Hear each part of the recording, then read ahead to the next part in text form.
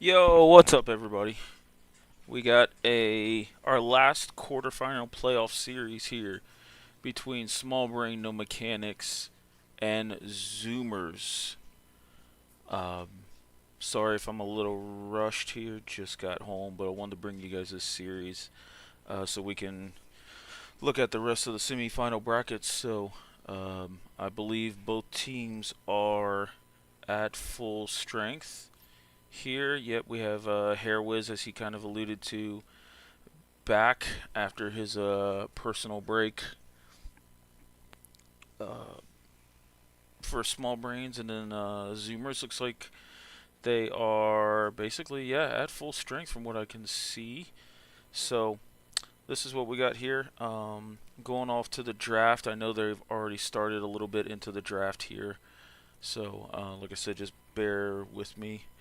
But it looks like Small Brains first picking the Aurora, and we got a Swain sighting over here for Zoomers. Looks like it's a Swain support. So, very, very interesting draft. We'll digest this as we get into this. I just didn't want to delay them any longer. So, Small Brains banning out the Briar as well is quite interesting. Um, yeah, we've got a pretty entertaining series, all in all. Let me just pull up the YouTube real fast and change some of the headlines and everything. So, but we'll move over to the client here to just see this as this goes on. Never look back.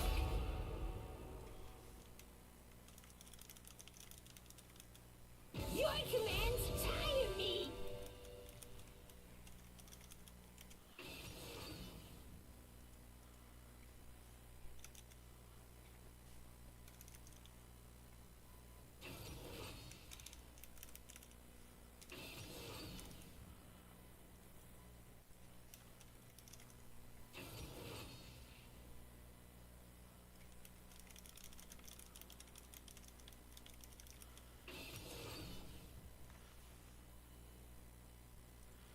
All right, we got the title changed. YouTube is up. Let me go ahead and share this real fast in the server. And we can start to digest a little bit more of this draft here.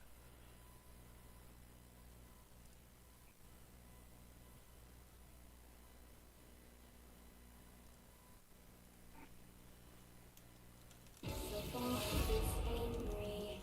I will wait for you to be better.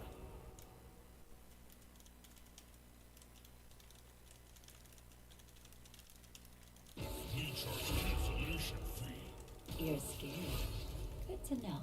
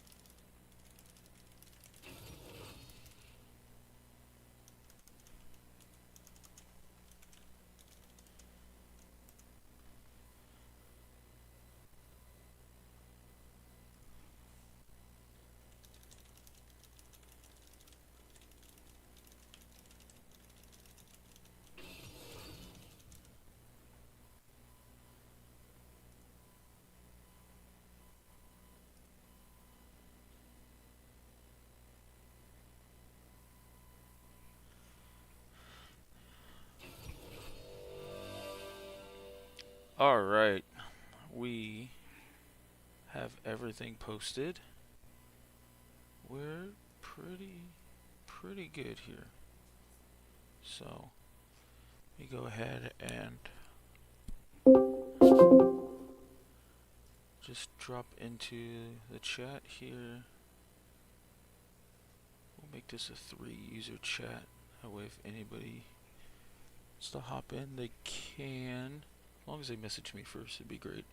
So, Looks like the side of Zoomer squads wasn't exactly in order, but let's look this over. Alright, so one of the big matchups that I had slated here was CC Star versus Vic, but I don't think CC Stars, unfortunately, could make this playoff series. So I'm not sure he's going to be top lane against Vic, but Vic has definitely stood out as being a really consistent, stable point for small brains here. With them now being back at full strength, I know Wick has shown a lot of pressure up topside in some of the series that I've casted him. And then the bot side of the map, Mono and Fid. Like Mono's just been stable, but Fid is a really aggressive, really like unique player. Makes me think of Strawberry a little bit from the other series, where he doesn't like to fight that much, but he's not afraid to pull the trigger. And looking over at the side of Zoomer squad, you've got Jin Swain, which is really interesting. I don't really like the Swain pick, especially with now looking at the response. Like giving Silas Swain ult, it's like one of the top 2 or 3 ults Silas can take. It's just nasty because he has way more mobility than Swain, so you can't just run away from it. And also it just amplifies the healing even more, and Silas healing's already bonkers without Grievous wounds. So as far as the bot lane 2v2, I would still give it to the side of Jin Swain. I mean, with Kai'Sa and Leona being super short range, I think Swain could definitely hit a couple of E's there and set up some plays. I would hopefully see synergy between Jin Swain, because I've seen a lot of times where Swain pullback ends up becoming anti-synergy into Jin's W to set it up. So this will be really curious to watch.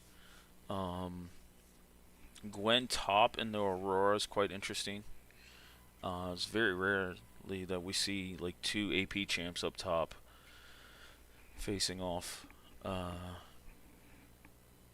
yeah, I see Bori and Victor, 2 very frequent guests in the chat here. A lot of dive for small brain. Yeah, there is. I really like their dive though. It's very like point and clicky, and it doesn't seem like it's the hardest to execute. So that really helps. They just gotta pick and choose who they want to dive on, because there is some pretty elusive members on the side of Zoomers. I mean, it's hard to dive on Gwen when she's in her field. You got Ahri who can run away. Lee Sin's pretty mobile, so you're really like diving onto the Jhin, which means you're going to get through Gwen Swain.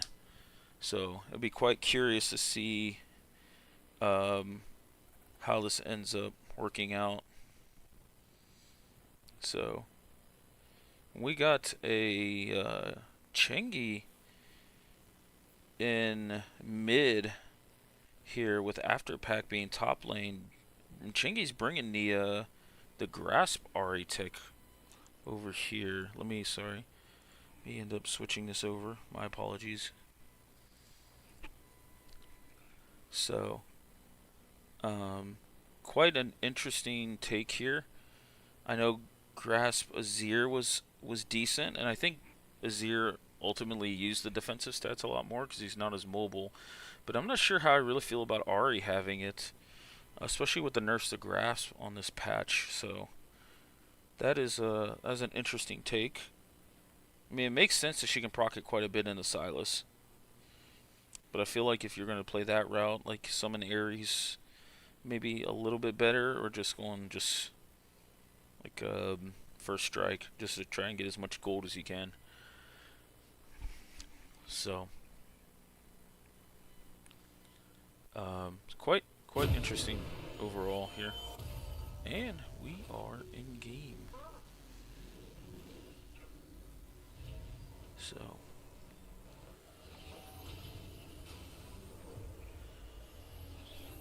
I'm going to have to switch this up just a little Welcome bit to here. Summoner's Rift.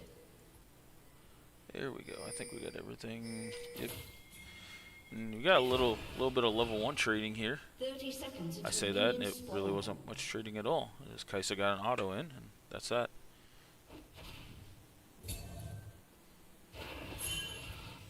Two missed E's here for Relentless.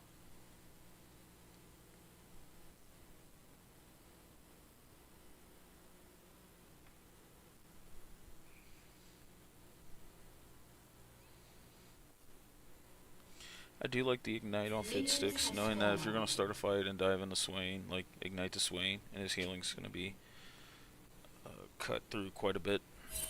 Especially support Swain just doesn't get the amount of items and resources that mid lane Swain does. I think right now mid lane Swain's actually really, really good.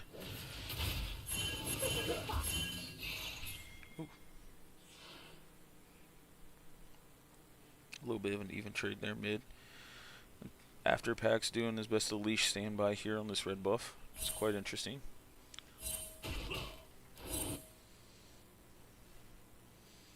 So.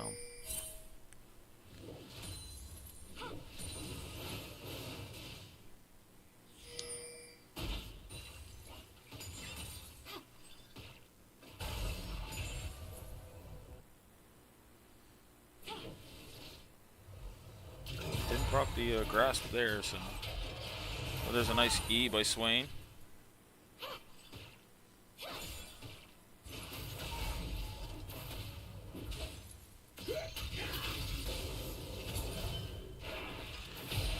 Another nice, really nice E there. Oh, and gets 2 CS off that Jin Q. Alright.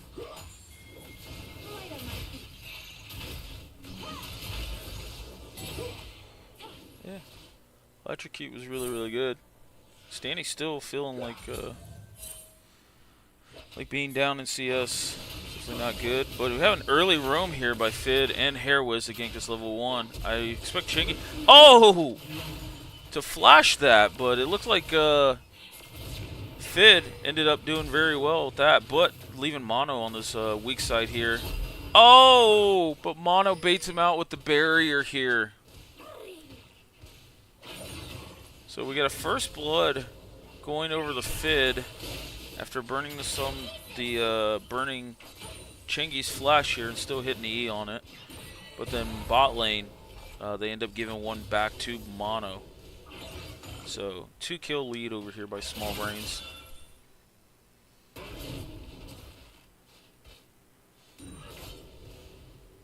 Got some Small Brains fans in the chat here. Yep. We haven't really seen like too much of Zoomers. Unfortunately, they got their way to the 2nd seed of Group B, but they forfeited the game against Team 2, which ended up being the 1st seed, and then Team L forfeited as well. This is a big wave to be diving into. So, but all in all, looks like it should be all right. CS should start to even up a little bit. Big trade over here by Afterpack. Trying to get a little bit of health back from that Q. Another E, but a flash forward here by Fid Sticks that burns Strawberry's flash and cleanse. And Mono ends up getting another kill here.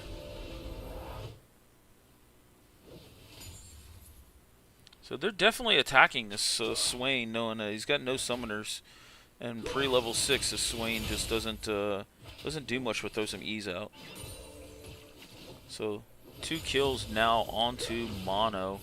Picks up an early call off of that first kill there. So he's got himself really an accelerated start here.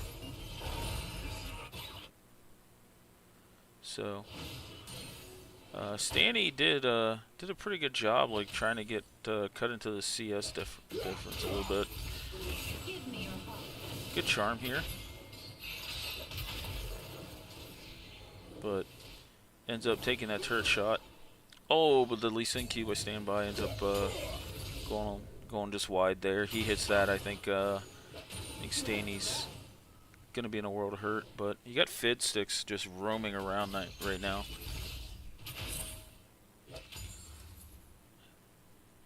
And they end up taking a lane swap here. Interesting. We started to see this in the playoffs. This is now the third series that had some form of a lane swap coming. Let's see if they end up catching Standby here on this Lee Sin. He does a pretty good job Wing out and then flashing. So all in all, that forces Standby to back, and with the grubs coming up here in 7 seconds, looks like Small Brains is going to have an inside track to get at least the first 3 grubs here. So, and let's see what they do after getting the grubs. See if they try to attack or dive after pack or what's going on here. I think Standby's trying to get a little bit of health here from this Gromp to start up potentially this Dragon, but Vic has already got bot wave pushed in, so let's see what they do with this lane swap. I mean, I honestly feel like if you lane swap to get grubs, but then the bot lane didn't help get grubs, you just still lost quite a bit of tempo. But here's a nice combo onto Vic here. Let's see what they do with Mono here, if he stays top or if he ends up going bot lane. Both Mono and Vic are backing at the same time, so I feel like they're gonna, there we go, they're gonna swap back to try and get tempo for this Dragon, but they're still way behind on this tempo here. Hairwiz is only, sorry, Hairwick, changed his name, okay. It's still only level 5 on this Nocturne, but they got pushed off this Dragon a little bit. They're going to let it start back up. And then they let it regen a little bit. So now I think now Small Brains has some tempo to potentially move off this Dragon. Nope, I think they're going to give it up. It's a very interesting lane swap. When you don't use the bot lane to get the grubs, you make the play mid. And I feel like you could have just kept the bot lane bot, and then you had tempo and defense for the Dragon. So that's an early Infernals Drake going over to the side of Zoomers. Jin really loves Infernal Drake, even if it's just one of them, because he just gets a massive amount of AD. And did Fitsix just get that plate like solo? Oh, but Hairwick is going way up top here with Standy in the background. But after Pax TP'd there, Big Eek pulled in by Relentless. This Swain is not level 6 though. This is the feels bad moment here. A really good just turret dive, or just a dive bot lane in between the turrets here by Small Brains. And they end up getting 3 kills off that, including Standy getting 2 of them. Actually, sorry, Standy got all 3 of them. So that's a big worth it for that. Standy comes back with a full proto belt here. So while he was a little bit behind in CS and ultimately gave 2 plates over to Chingy, it was definitely worth it here. He's already got the first completed item of the game here.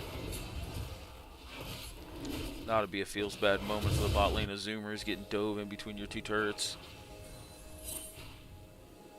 So really good coordination and team play coming here from Small Brains, as they definitely look quite practiced with the returning lineup coming back.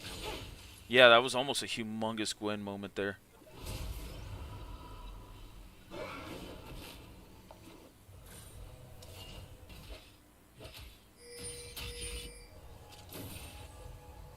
I'm not seeing the there's a good combo there. Still, I would have figured that did more damage. But, yeah, this, I do kind of question this Swain pick though.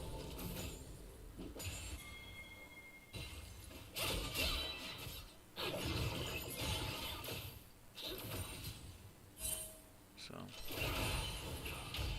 see now Fid can't get super aggressive with Swain hitting level 6. Actually got Lee Sin in the background too. Maybe they're looking at potentially a bot lane dive here. See what they end up wanting to do. No, Standby's going back up the river. So see what's going on here. Hairwick ends up popping the Nocturne ult. I think he was looking topside, but Gwen being immune is really hard. But Stanny ends up, okay, the double Lee Sin kick, we like that. And they're going to end up taking down this Swain here. I mean, it's taking a little longer than expected. So Mono ends up picking another kill on Relentless. So they didn't even have to burn Ignite for that. But Hare's trying to do his best to 1v2 here against this Lee Sin. Good dodge on the Lee Sin Q. Here comes Vic though. Oh, nice charm here from Chengi to end up slowing down Vic. Vic didn't have ult there. He must have used the top side on a trade. With this kill bot side though, bot lane of Small Brains picks up another plate. Oh, I got Shanti in the chat as well. Chat's pretty alive today. We like it.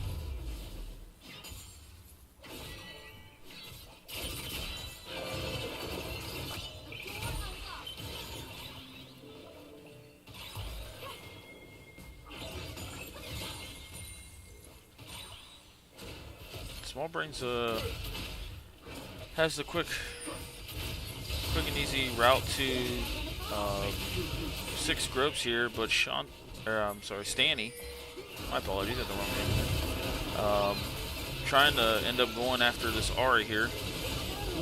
And Fiddsticks ends up roaming up here, but Relentless is also here as well. Let's see how this fight ends up going here for the side of Small Brains.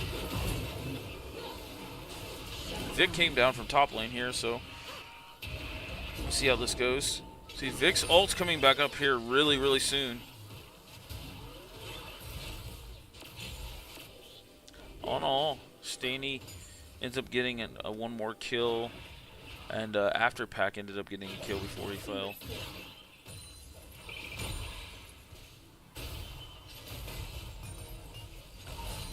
And the Earth Drake spawning here is the second Drake, so we'll see what the Soul Drake ends up being here. I think if it ends up being something like Hextech, that'd be interesting. Oh, Stanny ends up doing a boatload of damage here. They end up taking down Relentless again. This Swain pick is just feeling... It's not doing the greatest thing for his team here. It's also going like a fairly... just... I'd say like a weakish build.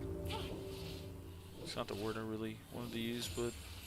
He's going Rylai's, which is okay. But...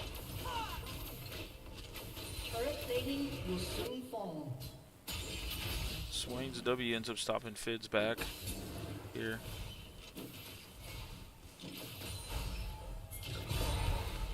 See, we got Nocturne on this side of the map, and Leona has ult up. Yep, there's the dive I was trying to get to here. Mono ends up taking down Strawberry. See, there's no ult on the Swain, so they potentially could re-dive here.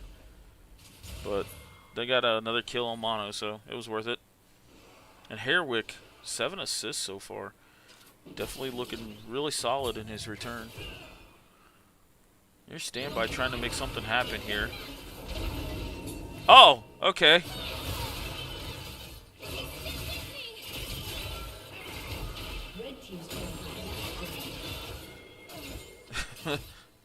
Interesting interaction there with Aurora ult. The charm up here by Chingy. But ultimately Stanny's pretty strong right now. 4 kills.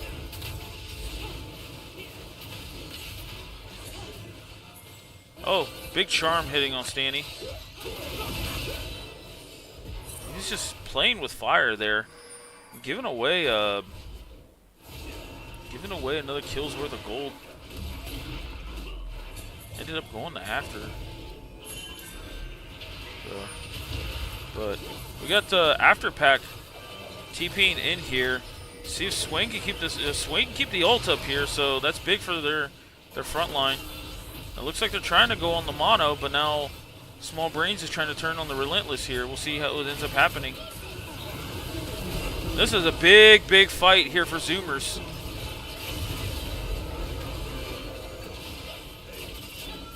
And here's potentially a Gwen moment popping off. Oh, nice flash by Afterpack. But Stanny's back in this fight. We'll see what happens here. I don't know if he, Oh, man, Gwen is so strong right now. Oh, big Gwen Q. And Afterpacks ends up being on a killing spree. And they're chasing Hare down in the jungle. See if Hare can end up, no. He almost got Chengi. But that's a bunch of kills going back to Zoomers and a couple of shutdowns as well.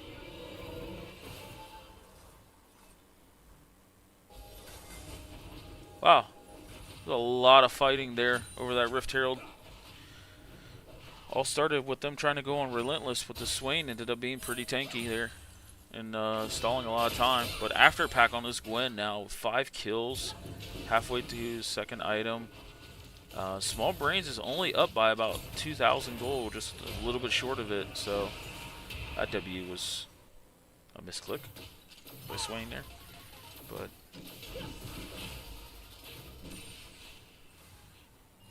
so yeah, all in all, Small Brains started the game pretty explosive, but now they're back.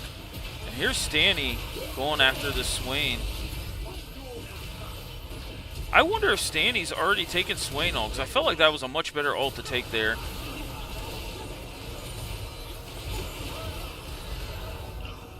See, I feel like if he takes Swain ult in that fight, he can end up turning that whole fight around, but Hares ends up jumping in there. Oh, and a big ult by Vic. Welcome to the fight, Aurora.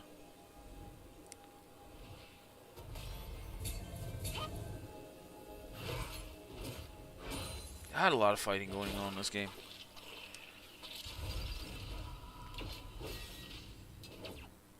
Let's take stock of where we're at here.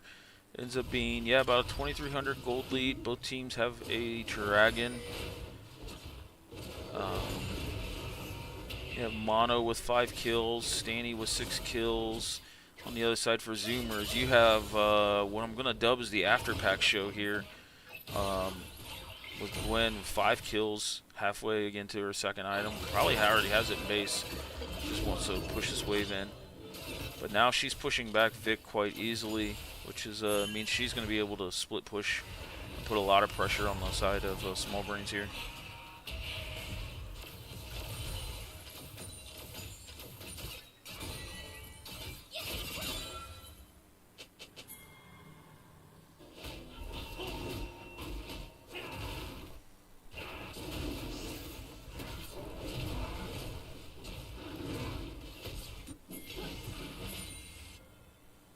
Now we got the Small Brain setting up for this third Drake. Both top laners. Afterpack's TP will be up for this fight, but Vix will be just a little bit further behind it. So here's Swain coming in here, burning the Ignite on Hare. So Standby ended up getting separated from Relentless. Oh, but this Gwen is so strong. So... But, now we got Stanny with the Swain ult, so this is going to be massive here for the Sylas. They end up picking up the Swain ult. This is going to be a 1v9 fight for Sylas. Yep. That's a triple kill going over to Mono here. This Kai'Sa is now massive. Potentially on her third item. Close to it here. 9 kills with a couple shutdowns in here. That ends up bringing the gold lead up to about 5,000 for the side of Small Brains.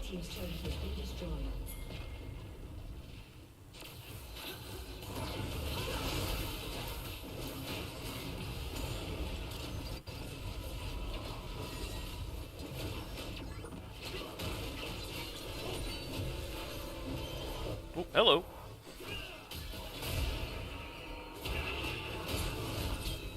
Hey, they might pick out Hare. Oh, nice W by Strawberry. So, that ends up being a kill over the Strawberry here. And with the jungler down, they could at least start to get some tempo and some vision on this Baron. But instead, they're going to go after this mid turret, which I also think is pretty good. So, this Swain's ult is not back up yet.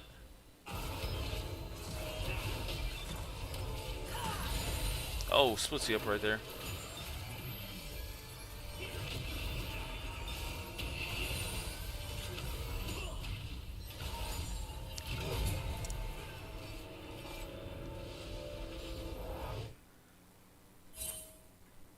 It looks like most of these. Well, I say that, and Stanny's TP'd in. Chengi's pretty tanky here. I might have been deceived by this grass build.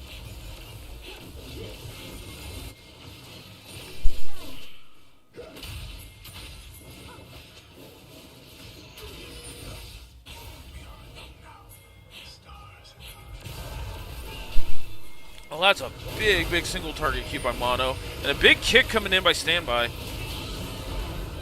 Swain's coming in, trying to do all he can here, but just being on a Rylai Scepter, it just doesn't do that much damage. He's still pretty tanky. Here comes the Gwen show with Chengi TPing in, so they might be able to clean up this fight here. Oh, big Gwen R.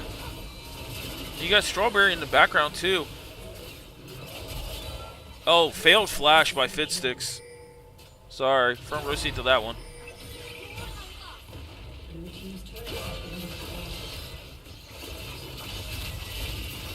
Oh, this Gwen does so much damage.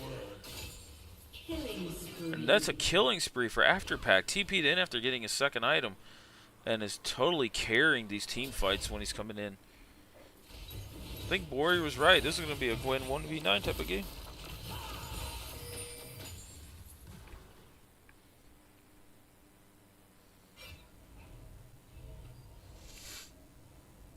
So everybody's starting to complete their second item here.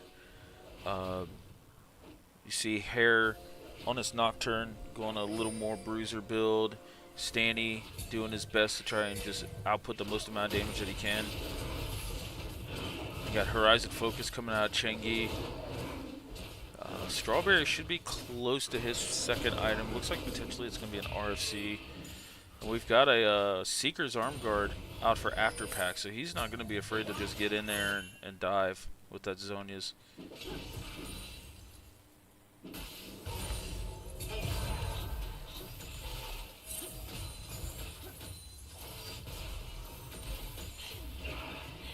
Stanny is doing whatever he can to affect the map and make dives like this possible, but he's definitely very behind on the CS. Oh, and that's a big Swain W. Give him a couple stack as well. Oh, but this Gwen's healing is insane here. Gwen ends up getting out. See old adage, Gwen is immune. So let's see what they do here. Swain's going to do everything he can to set up Strawberry's ult here. And that's a double kill from Jin off the screen. And Chengi's over here trying to trade with Mono, and ends up getting Mono. So that ends up giving Zoomers a lot of tempo here for this Baron. Ends up being a 4-for-1 cross map. Here's Hair cleaning up Chengi. See if potentially he might go and try to solo the Baron, thinking they're going to back. I mean, he has tempo to it. But also, if Strawberry shows up on this mid lane, he might be just ult and go after Strawberry here. Yeah, you got Hair's ults coming up, so Nocturne's going to go after him. And that forces a flash out of Strawberry here.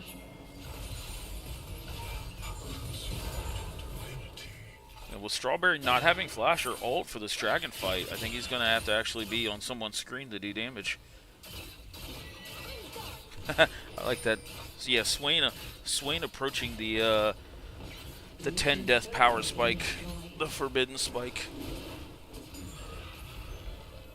I mean, it's not 0 and 10, so he's not doing the full turbo rundown, but he's definitely not afraid to fight here. I just feel like there could have been something better to slot in here instead of the Swain, but the AoE slows are doing really well, setting up Strawberry. Really good E coming out of there by Stanny to not get Lee Sin kicked into his team. So Lee Sin has no ult here. So if Hair ends up finding a way into a pit, he can't get kicked out. or away. But they end up taking their second dragon, fourth of the game overall.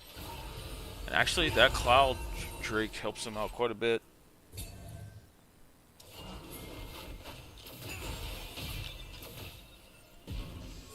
I think Small Brains was ahead for a little bit in the early game, but it's definitely been quite back and forth.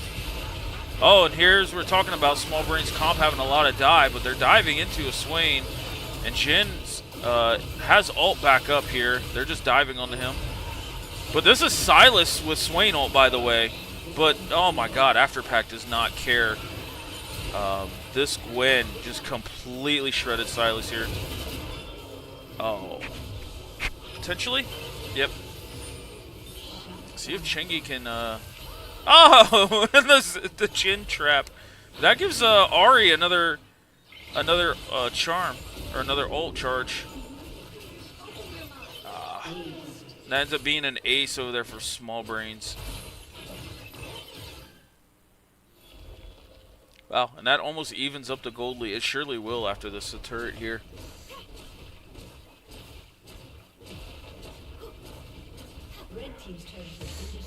We are even in gold officially. So it's definitely been a pretty hectic game. Swain trying to get a cheeky W in there.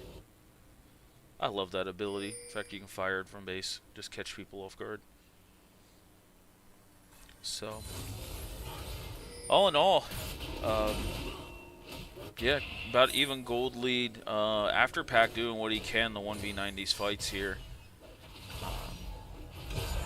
So, he's now on his third item, completed Zhonya's standbys on 2 items.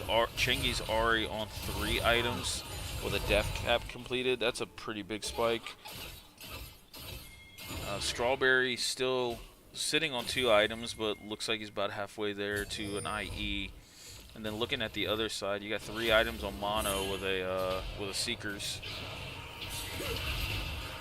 Oh, and that burns the Swain ult. That's a pretty big ult to burn if you're gonna fight over. Well, what would they be fighting over? Who knows? We do see quite a bit of random fights. So, but with no fight coming, I think Swain will have the ult back up for the next objective, which looks to be Baron and Cloud Drake will be up at roughly around the same time. So, we need to. I want to see Stanny, like during this time, just not roam. Oh, never mind. They end up catching Chengi there. Oh, the roaming's been put to use. I see him being down 100 CS and potentially a level to Chengi. That I feel like getting this Silas to level 16 and that third point in his ult is going to be crucial here in these fights.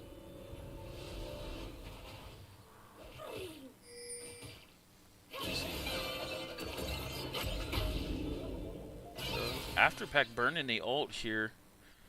I don't know how the ult cooldown works on Gwen. But here's Relentless. Now tanky enough that it's worth it. Again, that Swain ult down. Only finished Morello's. That's kind of a. I mean, the healing reduced is quite well, but you could have sat on Oblivion Orb and then went to like Seekers or something else to become way more useful in the fight. Actually, what I would have liked to seen him do, but oh, Vic with the nice turnaround on the Aurora ult here, and Hair threatening the re-engage up topside here. Oh, but here comes Fid out of there. This big team fight coming on. They end up taking down Stanny here, so we'll see. There's really not much access to this backline here now. It's a triple kill coming out by the Jin and a quadra kill coming out by Strawberry T's Jin here.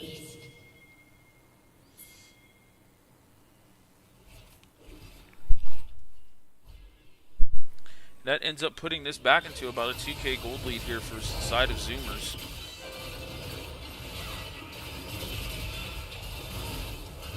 Chengi and Afterpack did a boatload of damage just with the random Q and then Gwen ult coming out here.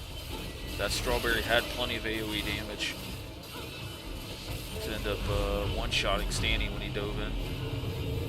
So, now they have Baron, they might potentially have tempo to get to this dragon. That's an IE completed by Strawberry, so that's a really, really big pickup. And yeah, Static Shiv put in work in that fight. I wasn't sure if it was Jin Trap or Static Shiv. But either way, there was a boatload of AoE damage coming out of Strawberry that fight. Might have to clip that one and throw it up there. That was big. I still got some stuff from the other series to clip as well. Probably will do it tomorrow. But see, it ends up happening here. Zoomer's making a push for this third dragon. And it looks like Small Brains does not want anything to do with it right now.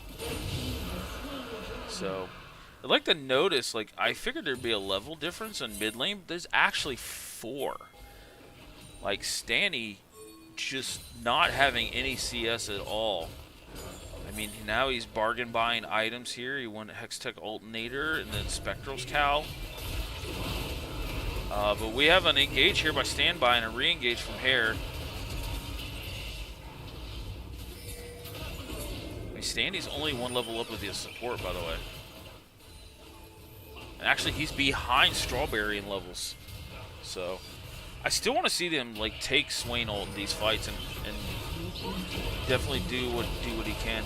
But Vic ends up getting caught out here on this push. Mono, that's not a place you want to back, my friend.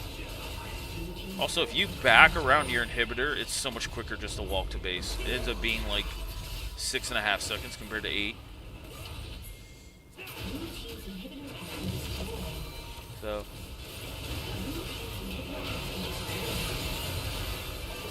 they end up killing Relentless before. Oh, but a big kick here, kicking Mono into the team, but he just Kai'Sa ults out. Oh my god, here's a Gwen moment for you.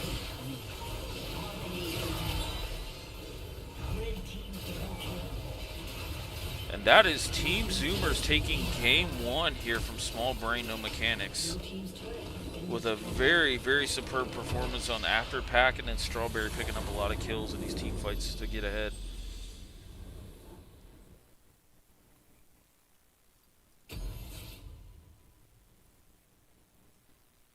Wow, what a game.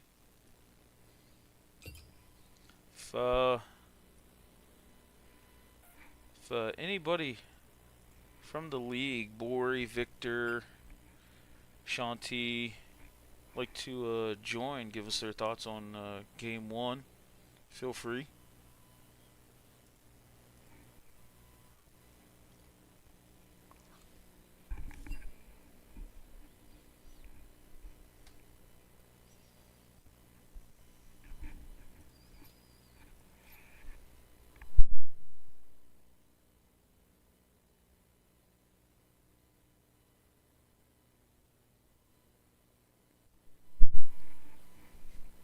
But yeah, banger of a game 1. Thought Small Brains was gonna snowball off that early game lead. They ended up getting the early grubs, but the scaling and the overall team fighting, specifically from Strawberry T's Gwen and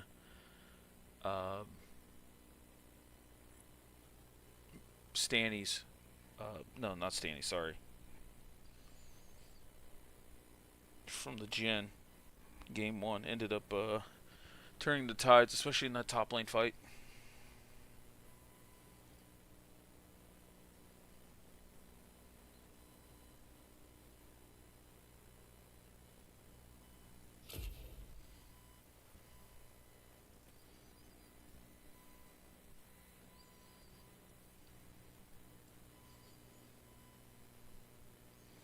Way too shy. Okay. It's fine.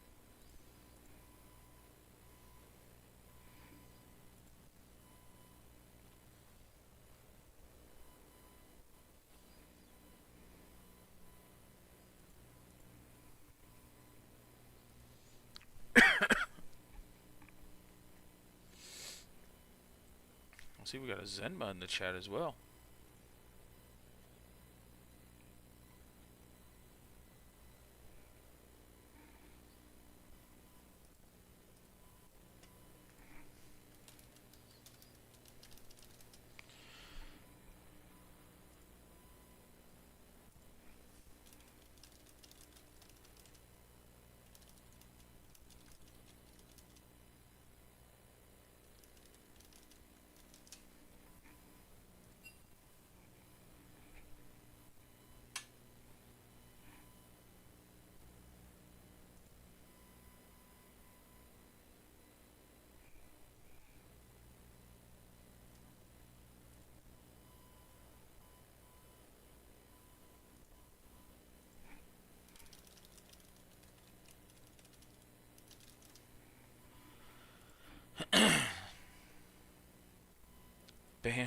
Ban Lee, ban Gwen.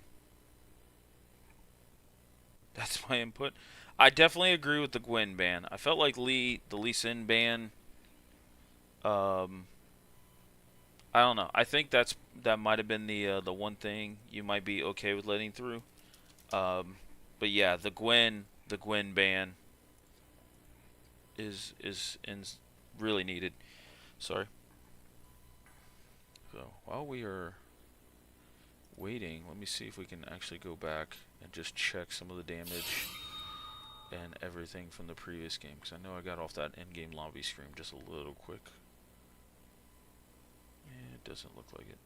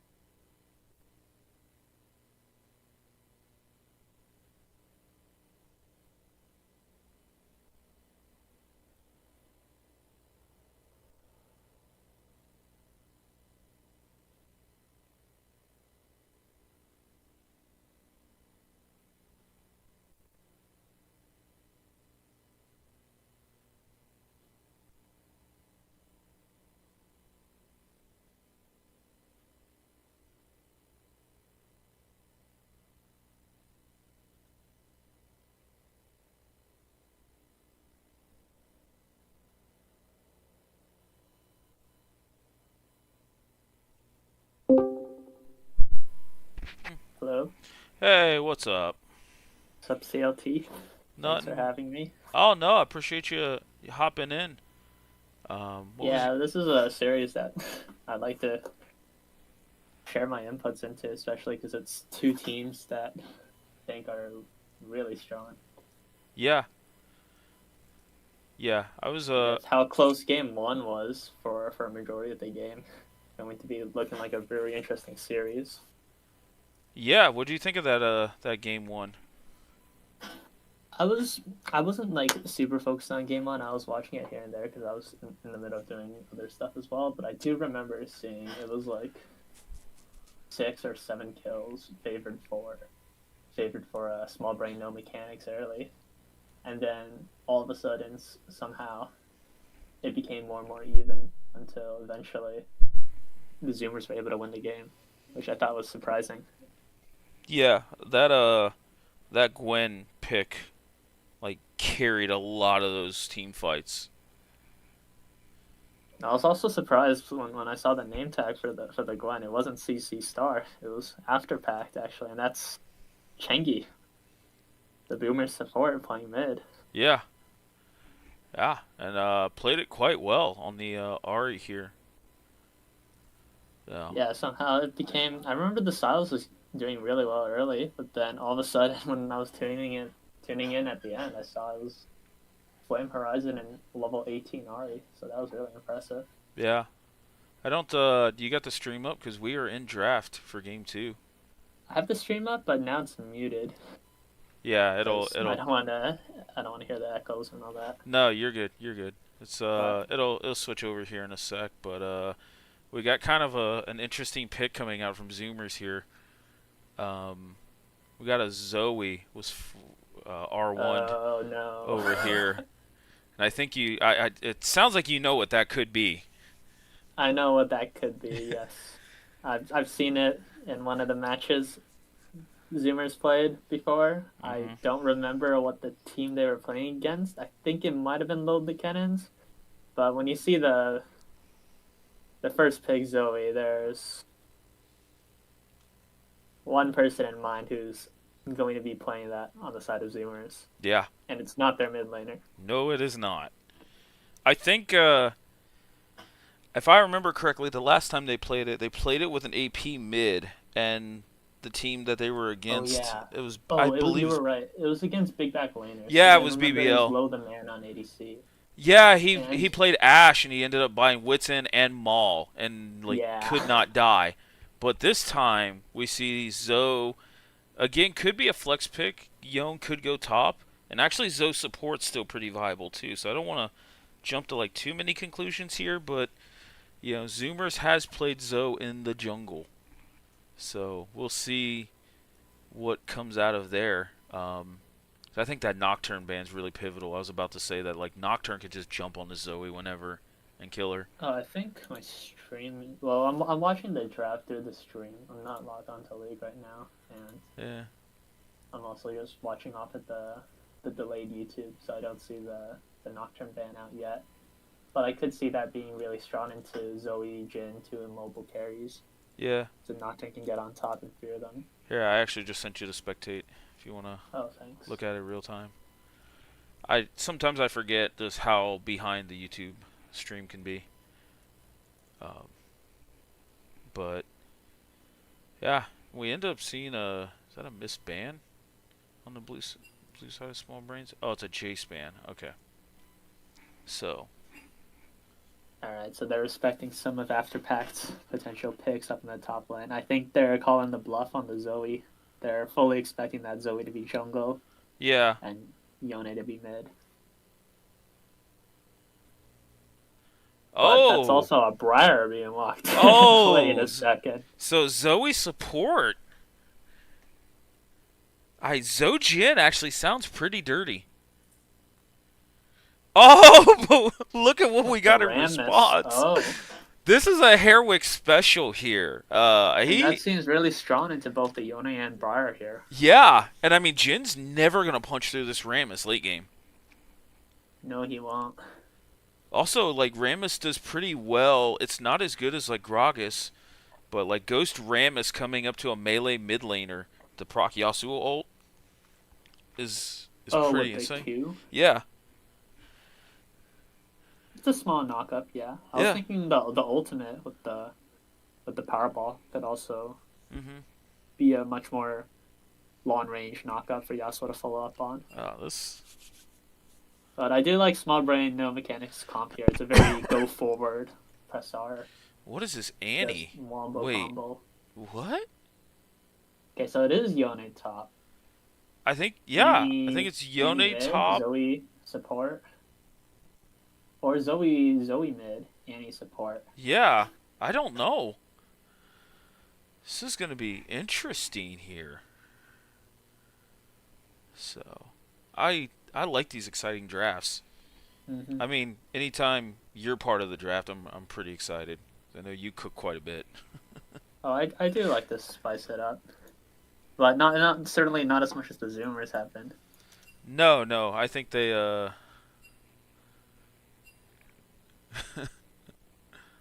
Yeah, even the last game, the comp looked a little bit all over the place for that one. I remember seeing Standby going in with the Lisa and Insects onto the Kaisa, but then Kaisa just ults off of him and repositions back with their team, so it didn't even look that effective yeah. there. So this is going to be an interesting game overall.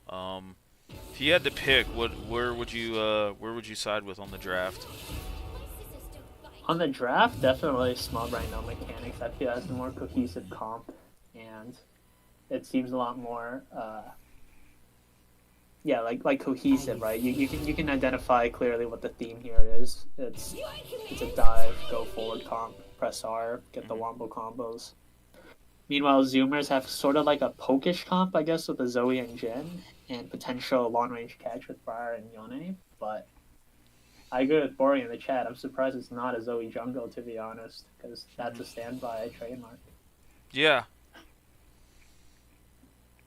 Yeah, and actually, because Zoomers is not in order over here on the client, I don't know who's playing what. Oh, like in the when Yeah. when the game actually starts, I might ask you to stream on Discord, so then I can watch in real time. Okay. Yeah, I'm just Okay. gonna go ahead and just kick that up now. I wasn't 100% sure if you wanted to stay for this game 2 or... I'll stay for that game. It's exciting to Okay. watch and share my thoughts on the game as it goes. I appreciate it. Thank you. So, there's that. Not as good of a caster as you or Hero is, but No, I wouldn't go I that try my far. best. No,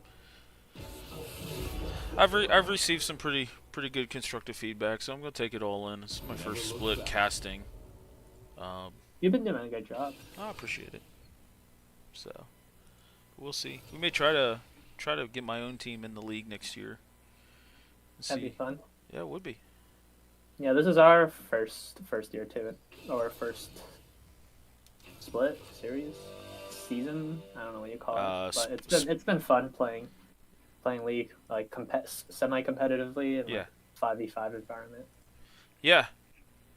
Yeah, and honestly, it's such a really good, just quality of play, but honestly, the people aren't like super toxic either. Yeah, So, it's pretty useful. I think I've added, a person from every single team and have like continuous conversations with them, just about random stuff. Like I was talking to Tang yesterday when he was got done with his series about like Syndra builds and some stuff like that. So oh yeah. yeah, You everybody's played really good. a lot of Syndra near the end of the regular season, if I recall correctly. Yep. And I remember you did cast one of those games and you were talking about how you just completely skipped a lost chapter item. And you thought that was interesting for the build. Yeah. Yeah, I think Syndra's probably the only mage that can do that because of the mana return on her passive. But I still think it's really comfortable, especially in the ranged matchups where it's a little harder to proc the passive, to have a lost chapter item. Plus the ability haste that comes out of it. It's really good for her. Yeah, and but sometimes you're not actually getting the mana return if you're not hitting the opponent twice with two abilities, right? Sometimes you need the mana to like shove in waves and stuff. yeah. Yeah, so. But yeah, I'm really excited for this game. It's not... Yeah, you said the Zoomers are out of order, right? So we don't actually have any confirmation on where each champion is going here, looking at the spectator delay here. Yeah, I'm not 100% sure where everybody's at. I think it's safe to say that is a Briar jungle and most likely a Yone top. But if it's Annie or Zoe support, would be quite interesting. I honestly think I'm leaning towards it being an Annie mid. I mean, she's traditionally been a decent mage to play into Yasuo. It's just one of those simplest way to kill somebody is better. To where Yasuo is like dashing around and Annie just drops this big ass bear on you. Yeah, Annie's like traditional weakness as a mid lane mage has always been that she's short ranged, right? But playing into a melee mid laner, that becomes irrelevant. Yeah. And plus, I think Zoe Yasuo matchup is also not that favorable for Zoe, with Yasuo being super mobile, making it hard to land the skill shots. And then even if you get hit by the bubble as Yasuo, right, you can just win wall preemptively, and Zoe's gonna have to try really hard to work to proc the Q on Yasuo through the wind wall. Yeah. So it is. It is still kind of Zoe favored a little bit in the earlier levels, because even if he's dancing around the Zoe passive, which is basically like a mini Lich Bane, like goes through the wind wall, so she can poke him out quite a bit. But with Resolve, Second Wind, D shield. By the way, nerf both of those, please. Um, Yasuo still is pretty hard to move for her, but she's not. She doesn't get too scared until like the first item, traditionally. But yeah, but I'm curious. Like this Rammus into Briar Yone is such a really good pick. It's gonna be really hard for Jin to punch through him too. So. Well, they do have Annie and Zoe for a little bit of AP damage here Yeah. into that Rammus. In particular, the Annie. She buys Leon trees or any tank shooting items. Tibbers would just wail. Are you? Is Yeah, your stream died. I think maybe it's because when you went into. Ooh, Boris says it's Briar support Annie mid, Yone top, based on who's playing what on my friends list. Wait a second. Kyle's cooking. Yeah. This is some next level cook Kinda here. cooking. What is? It's Briar support actually. And it's Zoe jungle. What? You need to be in order moving forward, by the way. Fair. They probably thought it was something else. Wait. Did you drag the? I dragged them. Did you Yeah. drag the? Okay. Yeah. Because I was confused. Because I like. If that was in order, I'm like, I wouldn't be surprised if that's like in the spectator delay if that was the order, because I was not expecting Briar support and Zoe jungle still. Yeah. I got nothing on Briar support. This is different. Well, I have a little bit about the Briar support because that was actually one of the when Briar first came out. I was still a support main back then, so naturally I'd consider playing all the new champions, right, Briar included, as could they support. Oh, And yeah, Briar, one of I was those thinking guys. like maybe a little bit, because you got armor shred and a stun on the Q. You have a pretty nice AoE stun on the E, and then potentially an AoE fear in a team fight with the R. This so, is. Okay. I The didn't. Briar has some tools to work with as a support. I mean, if you're gonna cook, and you're gonna cook this much, like you're up 1-0 in a series, why not? Yeah, It just got a buffer. Oh, Ms. Yasuo ends up getting early level 2 here. Already getting a nice chunk on the Kengi there, bringing him to half health. Yeah. And so far, we're seeing the Briar support not be that effective up against this Kai'Sa-Leona matchup. Which makes sense, because if you start W on the Briar support, you're just going to be inting yourself into the enemy team. Then the other abilities you can start with aren't really that useful by themselves. What if you had to theory craft here, what do you think the build on this Briar support is? Ooh, that's a good question, because back when Briar first came out, we still had Even Shroud, right? That was the item that I was potentially going. And also the other AP, what's it called? Oh, potentially here? Oh, he ends up getting 2 flashes there. So it's 2 flashes for 1. And actually, Rammus may look to invade here, since Yeah, bringing the Zoe down that low. He's gonna be kicked out from the own side of the jungle. Yeah. But here comes Fid. Oh. The dive gets Yeah. the stun up, and that's first blood going over to Stanny here.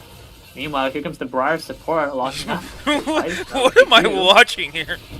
That he's not gonna connect, but Kai'Sa's still gonna cleanse away the exhaust. Okay. So note to self, can't roam away from your AD carry with Briar. Yeah, if the Jin Deadly Flourish connected there, it might have been a kill if you can root the Kai'Sa in place for Briar to channel the full scream into the wall. But sadly, I think the Deadly Flourish was a little bit too Here low comes there. Afterpack though.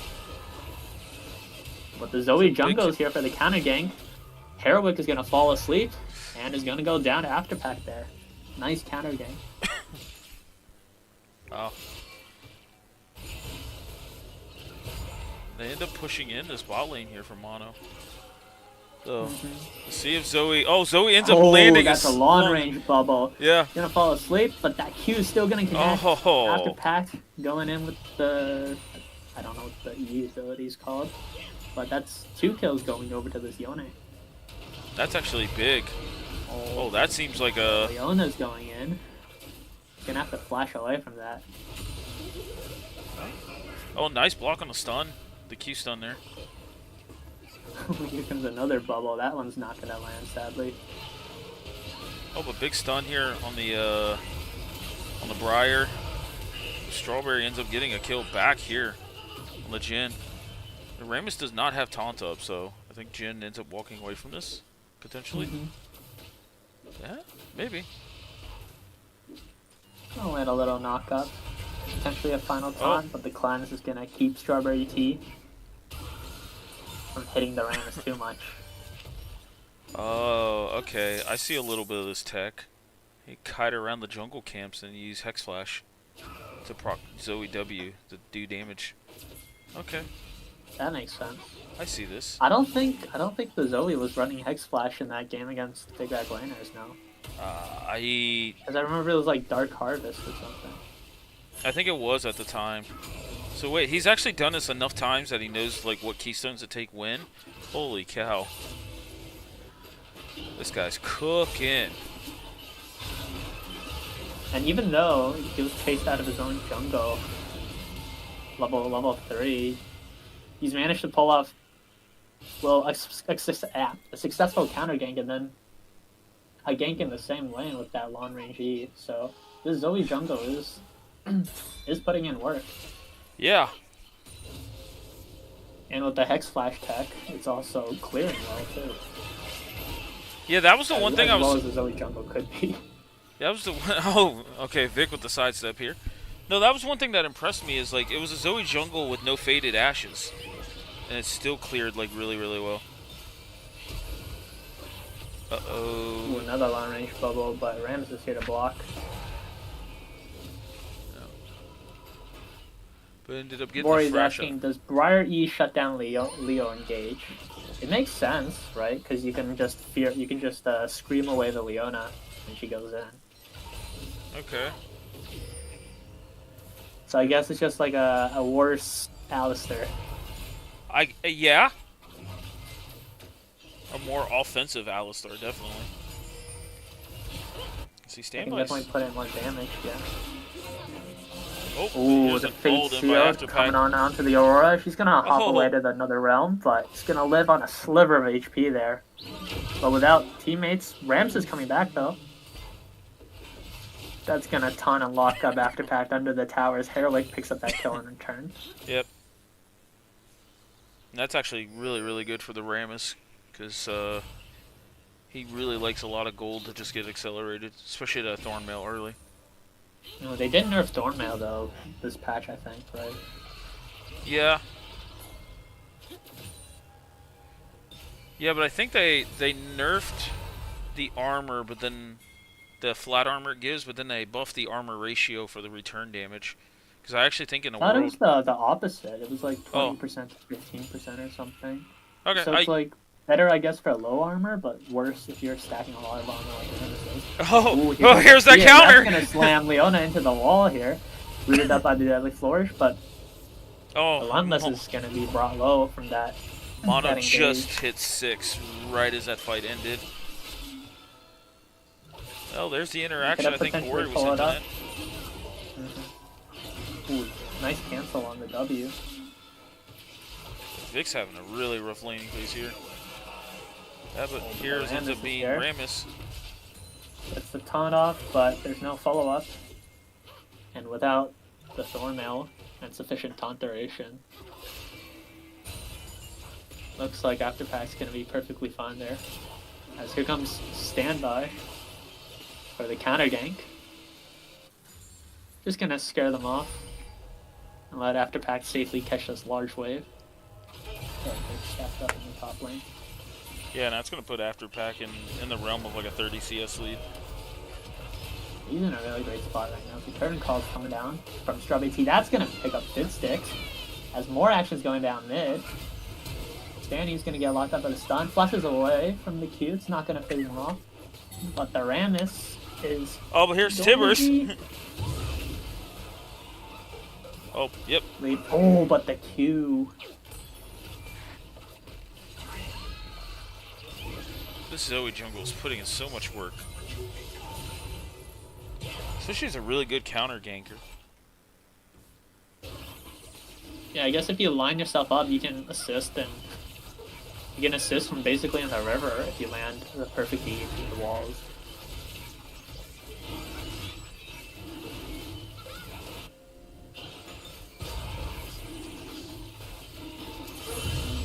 They're going to be able to secure the first dragon of the game off of that mid play, but they're not going to let... Small Brain isn't going to let that go unanswered. There goes a 1v1 with the ADCs. Strawberry goes back to his turret. First, that's a... Huh? That's a Sheen purchase by Relentless on this Briar support. What? I guess that's going to be building towards Trinity? Iceborne Gauntlet, I guess. Or Iceborne, okay. I was For thinking more- Trinity at first. I was like, there's no way it's Trinity. There's definitely no way it's Trinity, I feel like, unless the Briar was really, really accelerated. Iceborne makes a little bit sense, I guess. Ooh, that's going to catch Vic. Oh, and Vic falls the after pack there. That's a 4-1 Yone. That's going to be really hard to deal with. Oh. This Ram is going to lock up. He's going to hop away. There Yep. we go.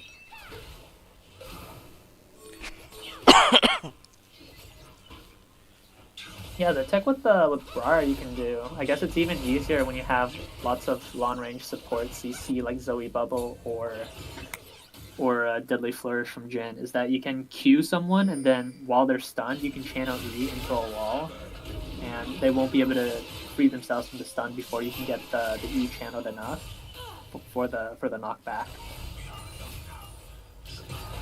So it looks like that's what they were trying to set up onto that pick. Oh, and here's Fairway. Standy getting all in. One Nice. Sonic Q, that's gonna get wind walled. Nice save.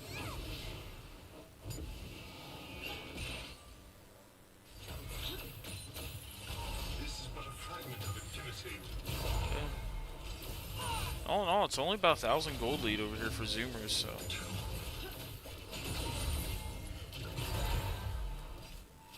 Let's see what happens in these mid-game fights.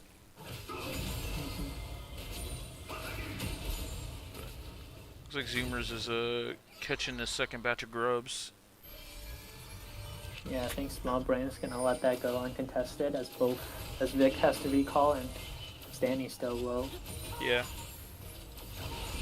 But unlike last game, though, Standy's having a pretty good laning phase here. He's up 20 CS.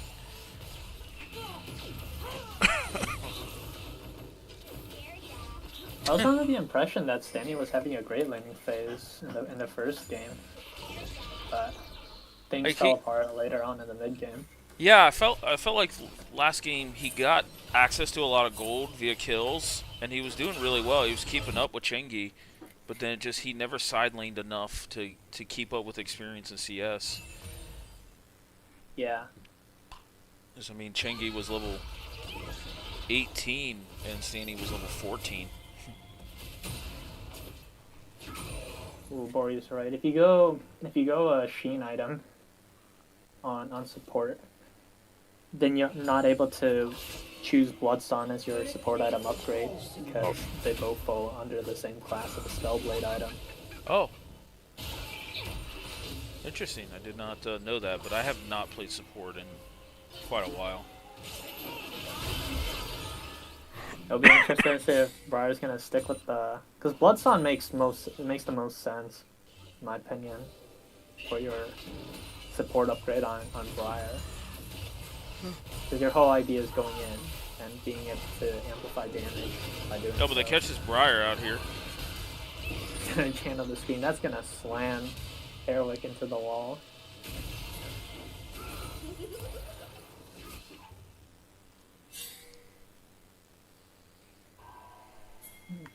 Yeah, both teams looking to posture aggressively for this upcoming dragon. All in here by Afterpack. Vic being forced to burn the flash there. Yeah. Stay alive. And Afterpack has TP for this dragon fight too.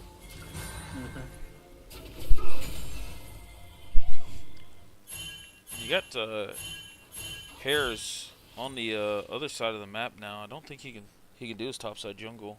He's gonna give up this dragon if he does.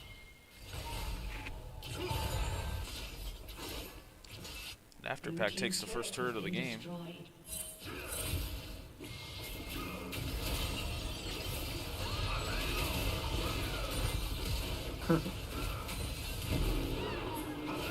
That was a nice wall slam, but it's still gonna get taunted up and fall. Yeah, with the items that Briar's building, it does look like it's gonna be Iceborne. Solstice Slay is gonna be the support upgrade.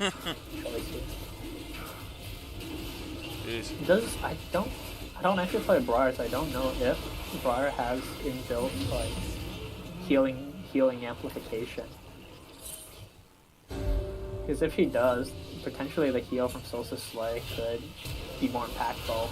Oh, here's a Ooh, re-engage quickly coming turn here. onto the standby. Big fight here for Yeah, Small we got Brains. two. That's gonna be a big shutdown going over to standing on the Yasuo. Yeah. 150. That's actually not that big of a shutdown as I was expecting. Oh, but here we got Chingy ends up trying to all in here. Ooh, tries to flash forward for the last bit of that feels damage, bad. but that ghosted Rammus is running. Oh, but here's Briar. Ooh, Curtain Call, you're gonna have to stop that. Leona's gonna cancel it. Yep. Oh no. That's Leona died Leona for might this. trade her to life for it, but she's gonna flash away. Ooh, Aurora picks up her first kill of the game. Oh, second. Got one. Jeez. This is an 0-4-1 on this Briar. But we seen this from Relentless last game where it felt like he was, I don't want to say running it down, but he was definitely like dying quite a bit. He was 1 in 10 at one point, but the Swain ended up becoming useful. So let's see what this ends up happening with this Briar here. Yeah, that does look like Iceborne. Just Goblins working coming for up the first. 10 death power spike on a I- different champion this time. Did I just tune into a Zoe jungle? Yes, yes you did. And this is not the first time Standby's played it this season. And it's not just the Zoe jungle, there's also a Briar support. Yeah, let's not ignore the Briar support either. Or the Rammus jungle coming out. If this happened in solo queue, you'd think these two players forgot to switch their champions, but Well, nice escape there by that's not Afterpack. what's happening here. Forces him to burn Flash, but here's a fight in the mid lane. I feel like this Briar just got so far behind and now it's just not as useful. Oh. Yeah, I think the Briar is too squishy to go in this stage of the game, I feel. But she can still work as like a slightly worse Alistair in healing. Thanks to the screen. Yeah. Oh. Let's see what they're posturing for. I mean, you got Rammus bot lane with the Rift Herald. So I'd be curious to see. Oh, nice wind wall there. Oh, nice tornado though to interrupt. Danny's gonna try to pick up Zoe, but gonna go get shut down in the end. 'Cause we still have Yeah, but here comes Kai'Sa. Vic. And then Harris ends up coming down here. Oh, Oh, big that's the team wombo fight. we're looking for. Oh. Small Brain's comp. So much damage coming out of this Aurora. That's a triple kill going over Yeah. there. Wow, what a wombo there, yeah. Between Rammus ult and Aurora ult. Yeah, just so much AoE magic damage coming out there. Yeah. Everyone was trapped in the Aurora ult that they couldn't escape the Rammus ult. Slamming down into all of them. And that wasn't even Malignant's Aurora to do even more damage from the Rammus side. Hmm. Oh. Yeah, this Rammus is now pretty accelerated. I mean, halfway to a second item now. I think once this smite gets completed, like he's gonna be super, super tanky. Looks like he's going. Yeah, the Rammus is going to be working with a ton of resists here. Yeah, But in particular, I think what's impressive is the Aurora now went from 0-3-1 to 5-3-1 now. And although she's still only sitting on one item right now, that's pretty impressive comeback from where she was 10 minutes ago in the game. yeah. Yeah, and it looks like Rammus' second iteming potentially Hollow Radiance. So he's going to get a little bit of MR underneath his belt now. Yeah, it will be Hollow. So he's going to be I less don't know and how to less. feel about Hollow Radiance in the jungle. I feel like that's more of a tank item for laners who want to wave clear better. Yeah, I would agree, but I think it's... Yeah. I don't think, I think there's better MR items for sure. But with Yeah, them... it's not like Rammus needs the extra tick damage, Yeah. especially since all the Sunfire items got nerfed. I actually feel like with Vic now being accelerated, he could have won Abyssal Mask. It was much Yeah. cheaper and overall helps Aurora do a lot more damage. And actually, Kaisa too. and his own redamage. Yep. Oh, but that power ball is going to come right onto the Zoe. Briar's going to be the one taunted up instead, though. But the long range Zoe. Yeah, bubble, but we got a wind wall coming out, blocking the Jin ult here. ooh, something's going on in the back line too. Didn't get any catch. Yeah, Aurora's Didn't get doing any her best action to- on that, but Aurora got Strawberry out of this fight. that's going to be 3 kills for 0 going over the side of Small Brains, and they're going to be looking to secure the Baron off Yeah. of that team fight. Oh, Wait a second. hello. That was a snipe. Look at all those sums that the Zoe's picking up. Flash, ignite. Mm-hmm. I think Small Brain's too scared of all this harassment that Zoe's gonna bring. That they peeled off the Baron and are looking to chase Standby now. He's I getting don't- brought low from the tower. Oh, I don't think- channeling the Hex Splash for the movement speed. He's gonna make his grand escape after picking off Stanny, the Baron. Cross-country journey through the enemy jungle. Yeah, but he got him For all safety. Baron, yeah. Yeah. So, this is, God, what's... And then goes back to clear. I don't... God, what do we think about this? Zoe jungle. If I see this in my solo queue game, I'm gonna lose it.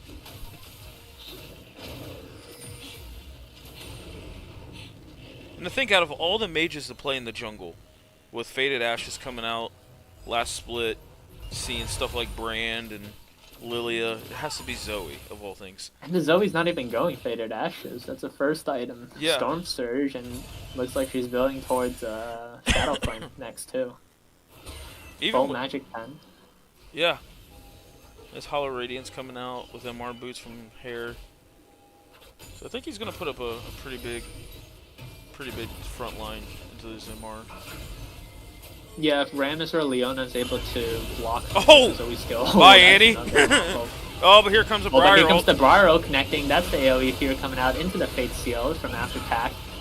Curtain Call is going to land that last fourth shot onto Kaisa. She's going to fall asleep and get rooted up. That's a Storm Surge damage coming out for the shutdown by Standby. As a quick turnaround off of that pick onto Oh. Tengi in the top lane is going to be bringing 3 members of Small Brain down. Oh, the minion block. Potentially more. Heroiz is going to try to get away. Well, Just running back into the Zoomers as it's going to be 4 for 1 in favor of the Zoomers. yeah, And Vic, this time they're going to be the ones looking to start up the Baron. yeah, Vic didn't have TP up for that fight, but after pack TP to that top lane turret before it ended up falling. And I guess that's one advantage of having that the Briar support would have over Alistar. Alistar? Yeah. That long range ultimate landing onto, I don't know who it landed on, but that brought the Briar screaming in with the multi-man fear. into the fake steal from Jonas that quickly Oh, but here's Vic turned around the fight there. going after this Annie. The Tibbers. It's a lot of damage coming Tibbers out is from beating the Tibbers there. shit out of Mono right now. Yeah.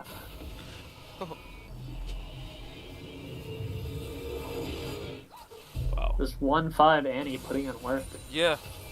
Malignant to lower the MR and then Storm Surge just to keep pinning through it. And unlike that game with the big back laners, we're not seeing any MR items coming out for this Kaisa in the face of Zoe Annie. Yeah. I don't think Kaisa itemization allows for specking into those defensive items this early in the game. I could have seen an early like what's in or something. Oh, but there's the Q and the Yasuo ult. But I Briar don't ends up diving in. Relentless wants to take this one. He's gonna try flashing away, but the Kaisa is gonna follow up with the ultimate. Pick up a double kill off of that. Pick on this standby earlier. Yeah, that was the Powerball into Yasuo ult we were referencing there in the load up. Looking for more. Solar Flare coming down. Strawberry T has to burn the cleanse for that. And looks like Small Brains are going to be able to pick themselves a free dragon here. Standby still looking at that gray screen.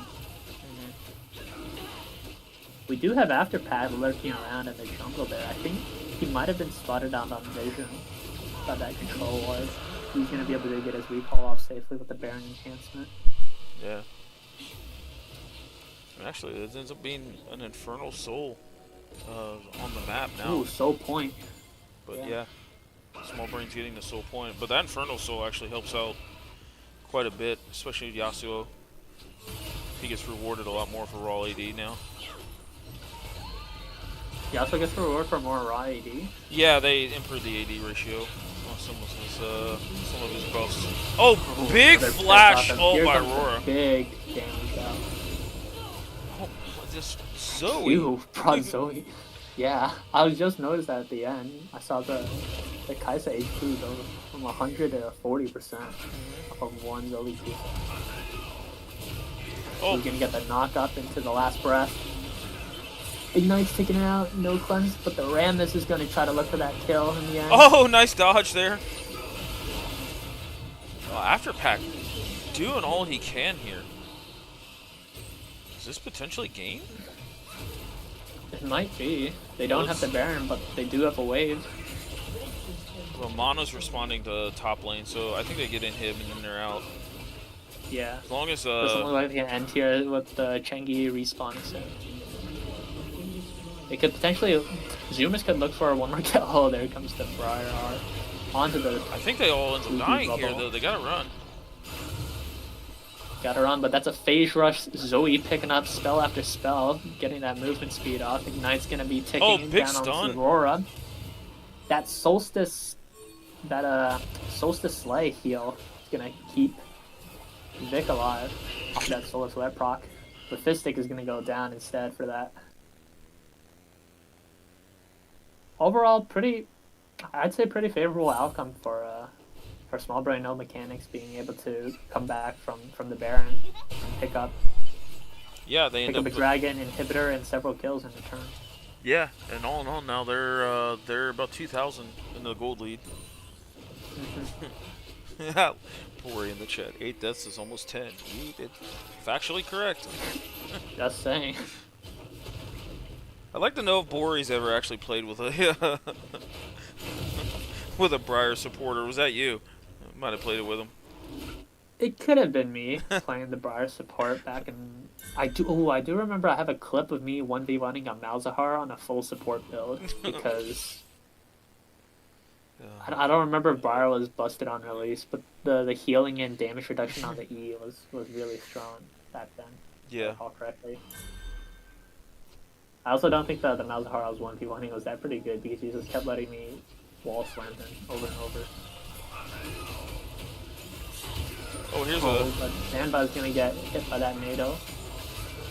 Here comes the two Wind Brothers duking it out. It's gonna be Yasuo falling yeah. instead of the Yone, as in lore.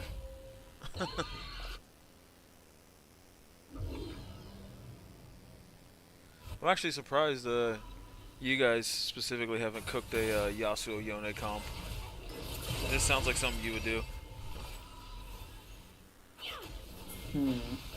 That would require me to play one of the Yasuo or Yone, and I can confirm that I don't have hands.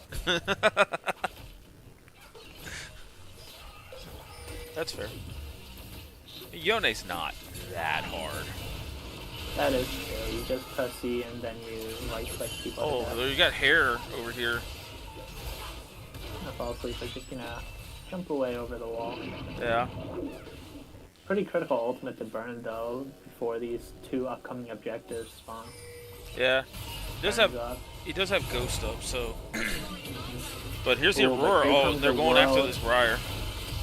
That Briar. Briar's pretty tanky, but yeah. The standby is gonna get caught out instead. I there. don't think he wanted to go back in there. One jungler dead and one more death to that 10 death power spike. Potentially. Bori But said he might not even make it there. Bori said he has played with your Briar support. Potentially Kyle's. Also, I don't remember. Kyle's the name of the Relentless. Oh, there's another fight. That is one tanky Leona. Just look at the black ticks on that health. Oh, big Q. Oh, I'm sorry, that was Annie. That was not standby. Tibbers. Wait. Tibbers burned. Tibbers takes out. Mono. It was the E shield, I think. Castle was trying to take down Tibbers, but Chengi presses E and.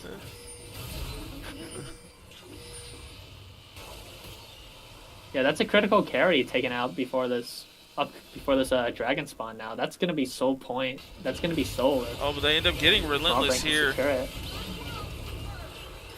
The world This Briar is so tanky. Oh, here comes the Zoe. Jungle Zoe in hot pursuit. Except on the flash, are they gonna be able to pick up one more kill on the Fidsticks? That long range E is going to hit a minion instead. You picked up 2 of the Infernal Drake Embers to speed up and get out of there. And I'm guessing Nimbus cloak too, because that Zoe just flashed over the wall and started chasing. Yeah. So far. Oh, Hair Ooh, steals steal it! From Hairwiz. Steals the Infernal Soul Infernal here. Soul over the side of Oh, Smallbrain. but But these two AP champions make quick work of Stanny here. Can they do the same for this super tanky Rammus? I don't think so. Hairwiz is just gonna shrug it off. Thanks for the leash. Briar ult went topside to try and catch Mono out. Missed. Yeah, that Inferno Soul is going to be really strong for the side of Smallbrain. It probably would have been stronger for Zoomers, but even on the side of Smallbrain with that Aurora ult coming out, that's going to be huge damage. And even if they don't look to be engaged, all that W poke from Monogatari is going to be proccing the Infernal damage over and over before Yeah. a fight. The fact that Vic, after Infernal Soul, got to Death Cap is pretty big. And then we got a cleanse burned by Strawberry.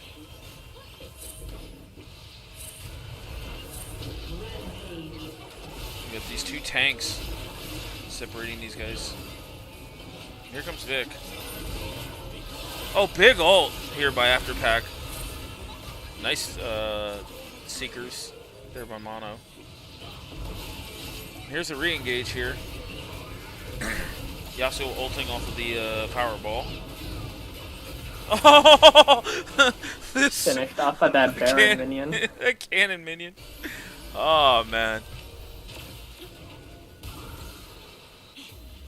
Yeah, only 3 members alive for Zoomers, and they're all trying to retreat, regroup, and refresh themselves before trying to defend the last remnants of their base. That's going to be the inhibitor going down in the mid lane a second time.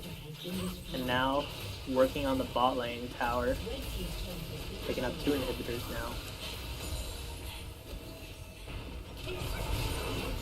Looks like they're going to back off after that. Nice use of the Rammus ult there.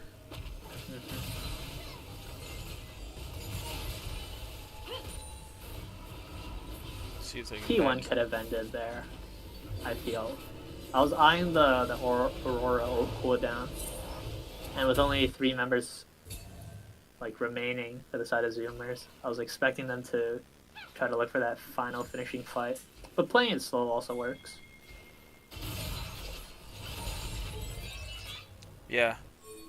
So Vic ends up getting like super far ahead on this Aurora and making like a lot of engaged plays.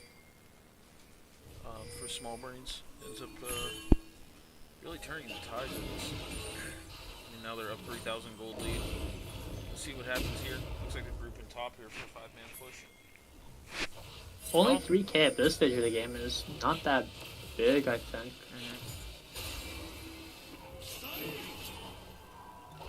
But that's only if we ignore all the objectives that Small Brain has picked up. Ooh, they might be looking for Nice a wind catch wall. onto this Yasuo. The wind wall is not going to be in the right position to block these They big end up bullets, ca- but Oh, Relentless is big going to be ult. brought down. Oh, that Holy Annie ult. crap. Aurora just getting one shot there. The Yeah, but combined effort. Mono's still in this isn't fight. going to connect on the key carries, but it is going to pick off 2 more members of their front line. Ooh. See, it might have Herwiz a, and Monogatari holding on. They're in the base. Could they potentially take down one Nexus tower before going down? Or perhaps even getting out alive? Oh, but Mono! Oh, Nice play by the jungler and the ADC over here for Small Brains. going back in for the 2 kills. Now it's only Afterpact alive. Oh, Can nice he Zanyas. save this base? Nice flash. He's not going to be able to get the kill onto Monogatari as he's forced to snap back. Here comes the Briar, but he's locked onto the tank. He tries to Oh, flash nice for it. cleanse. Oh, Mono played That's that gonna be so game 2 well. going over to Small Brain. Wow, did Mono play that last sequence really, really well. Yeah, it doesn't run away, but runs forward into their base to take out a Nexus tower, playing around that ultimate to be able to re-engage onto the 2 members of Zoomers there, pick up the double kill. And then that stopwatch on the Yone Q3 was critical in staying alive to be able to survive and finish off the base with Herwiz there. We are going to a game 3. This is our first game 3 of the quarterfinals, actually. And the only game 3 of the only game 3 of the Yeah, quarterfinals, correct, yeah. if I recall correctly. That is correct. So, man, there's a lot of damage being thrown out this game. Everybody's around that 20,000 outside of the supports. That prior damage. Briar damage. 113 and 11 Briar. Wait, I want to see the CC score for that Yeah. Briar. Yeah, I got you. Where's It has to be somewhat useful, right? Leona. No, Nah. nah. Zoe had more CC score. Yeah, I think this Briar support needs to go back to the kitchen for a bit. This Coming out of there too raw here. it showed potential in lane, but then it just got outscaled and became useless. Yeah, definitely some of the more strange off-meta picks require you to be ahead of the curve in order for them to be effective, in my experience. Let's look at the graphs here. This is damage graph.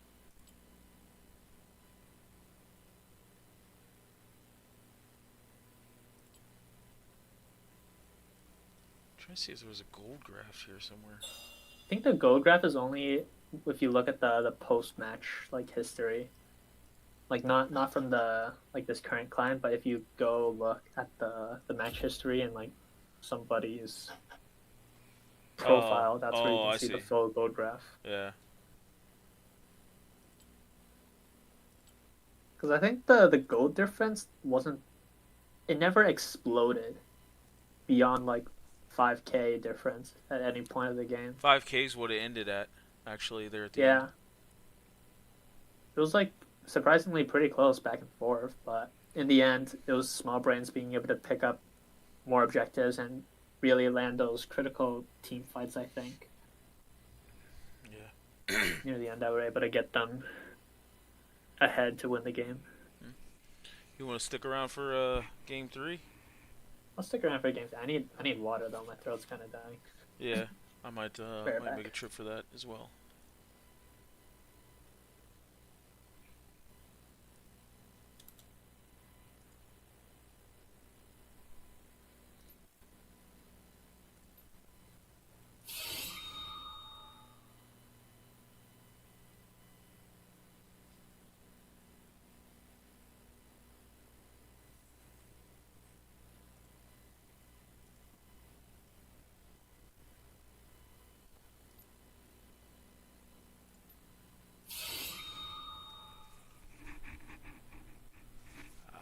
curious to look at that goal graph.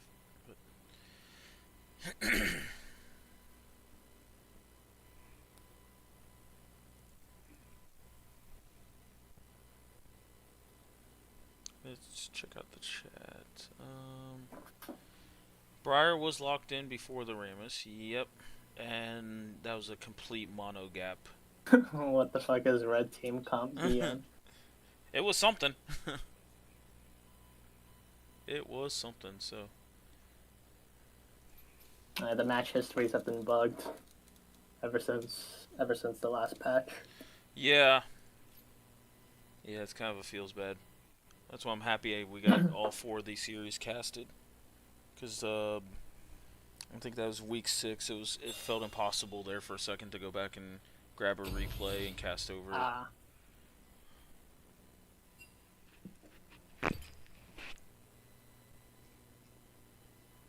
Yeah, I think in this game 3, the Zoomers are not going to be cooking up too much as game 2 here, in trying to look for a win. Yeah. Although they did show, especially the Zoe jungle though, did turn out to be quite effective in the early game at some points. Yeah. I think the Zoe jungle was the least egregious of the 2 cooks. So I don't think that Briar support's coming back out. Mm-hmm. Not with the season on the line here. And I think Zoomers are now fighting to be the only team from Group B potentially making it past the quarters. That is also correct. Yep. Group B is 0-3 in these series. So, did you catch any of the other series? I catched a little bit of the series last night between Team 2 and Scorch. That was a banger. I remember watching the Malphite and the Dr. Mundo duking it out in the top lane. Solo kill for that Malphite at level 3. It was really nice to see. And then Mundo comes back and solo kills him at 4. Yeah, TPing back in. Malphite needed to crash that wave, so. Yep. Sometimes you just gotta die for the crash. Mm-hmm.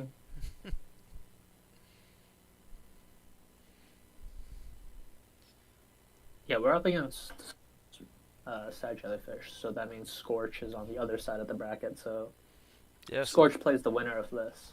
Correct. So, I'm going to take a second to go get something to drink as well. Sounds good.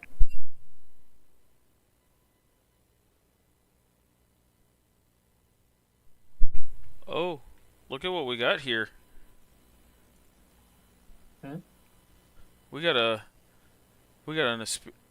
appearance by Mr. CC Star. Oh, he's back. It's TFT. They say in unison. I'm not gonna lie.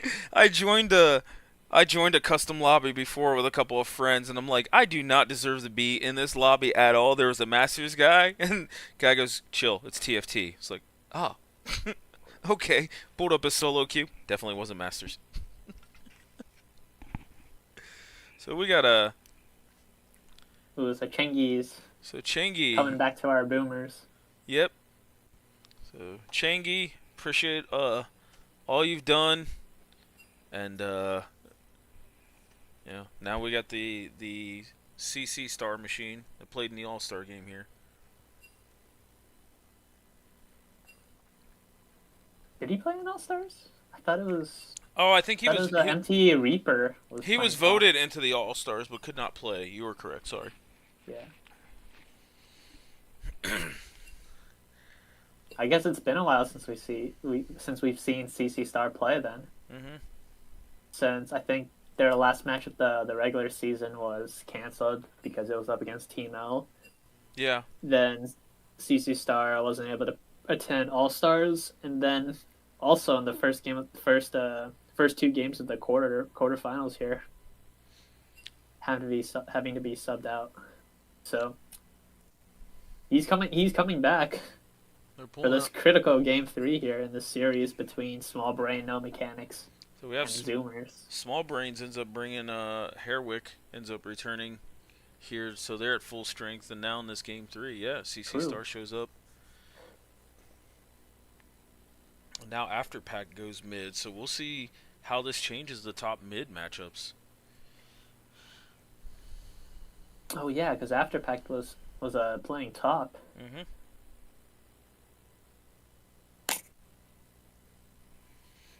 Yeah, and he had a pretty nice performance on that Gwen in the game 1, and even in game 2, he was still putting in work on the Yone. Mm-hmm. Ooh, are they talking about TFT comps? I don't know.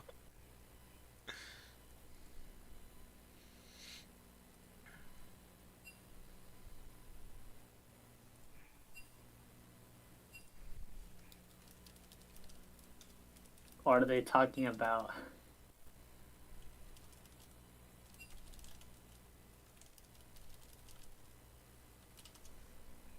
I think everyone's on a different page here in this chat. Yeah. I think Standby's talking about TFT, and Strawberry Tea is talking about actual League of Legends. And then Fidsick is just confused.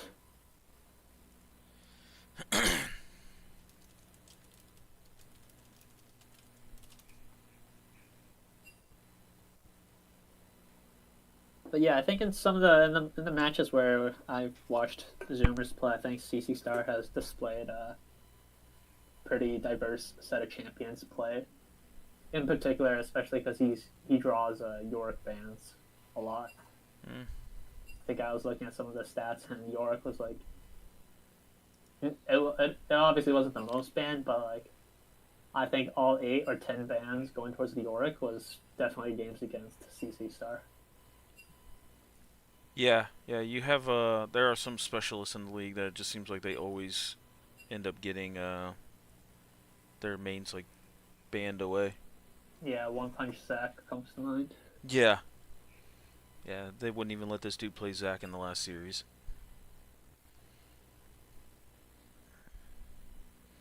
Last series was between Summoner's Drift and I think it was Denver Nuggets, right? Yes, yeah, it was the battle of the Offers.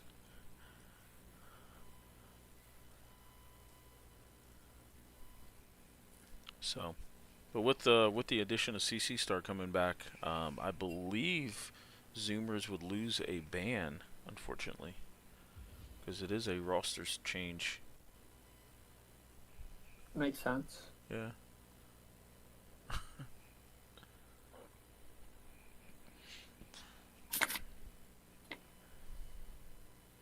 I think that's everyone in the lobby now. Yep.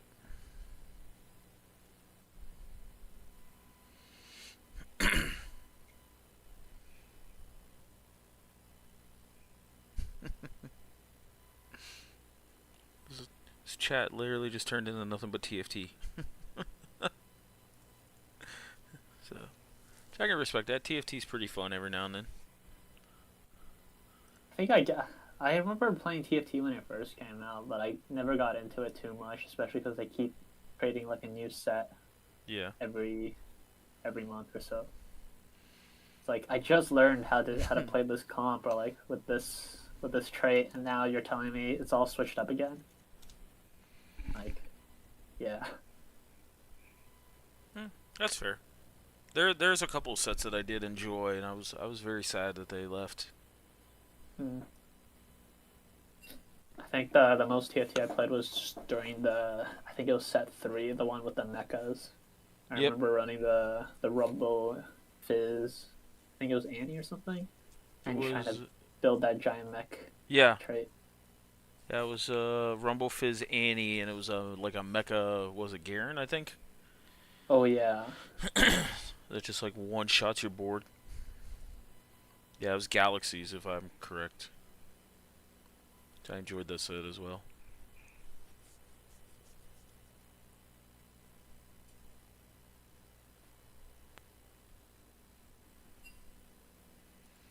Here we go. We got the spec up. I will send it your way. Thank you.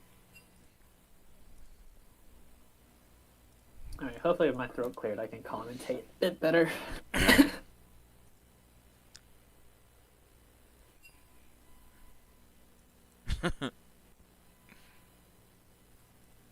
Just go no bans and Briar support.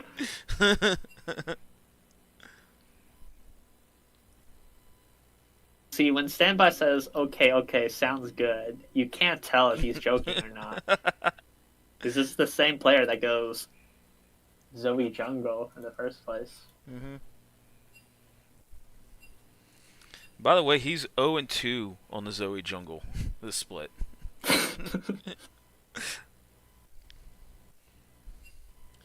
So, But it's never.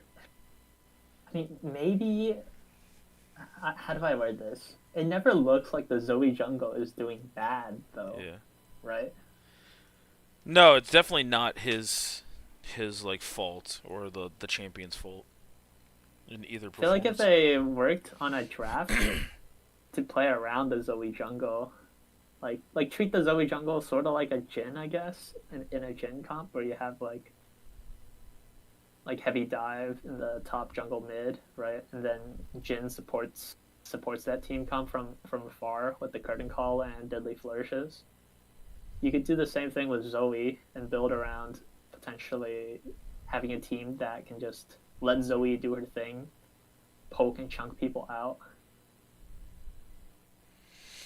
And we are started with the draft here. Not to interrupt. And Jhin. The Yorick is left open. That is, yeah. Maybe Vic already might has see something that coming cooked for out. it. Yeah.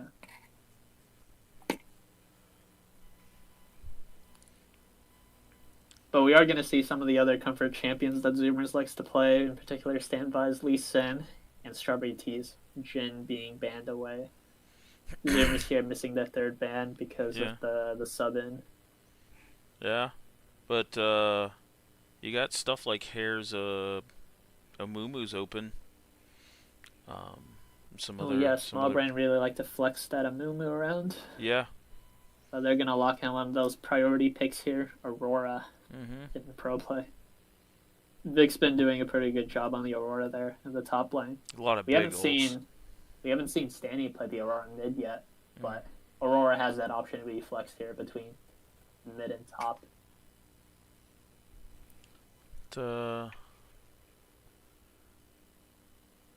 Strawberry ends up taking this Ashe here. I think it's pretty big, actually.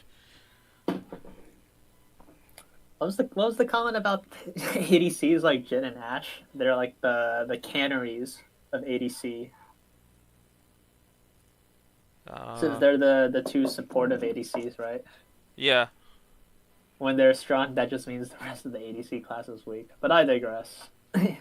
Ashe Lulu being picked out, that's a pretty strong, solid bot lane, in my opinion. Yeah. I feel like Lulu, though, tends to like a lot more DPS, like hyperscaling carries. Some a little more damage with it, but overall, still Ashe I think feels it quite well. And Nocturne coming out. Nocturne's an interesting pick with Lulu showing. Yeah, for sure. I was gonna, while you were talking about the Lulu, I was gonna mention that Lulu feels more like a counter pick support, right, into Yeah. hard engage, especially more so if you're playing her with a hyper carry like Zeri or something, right? Mm-hmm. Because being able to drop that shield, drop that Gigantify, whatever it's called, or even being able to whimsy whoever's trying to target your ADC, like Lulu just offers so much disengage power and healing for your carries. But she wouldn't do super well into, suppose, like a poke or anything like that. We have the mid laners playing their comfort picks. Stanny's always had a lot of really good games on Veigar, getting to late game. His team kind of like supporting him to get there, and then after Pax LeBlanc is is very, very deadly. Yeah, and Afterpath coming back to the mid lane here now. Yeah. So, it looks like they're pinching some of the support picks here. Mm-hmm. Briar. I guess this isn't intended for the Briar support ban, but it's one of the other junglers that Standby has been seen playing when Lee Sin is banned. Yeah. I think I've seen some of the drafts for Zoomers, and it's just first pick Briar, get Standby on a jungler that he can play before he gets banned out. I actually think, like, could have just left the York up here, because they really don't have a comp built for, like, to give York time to split push. I mean, your mid laner doesn't have great wave clear. Excuse me. So...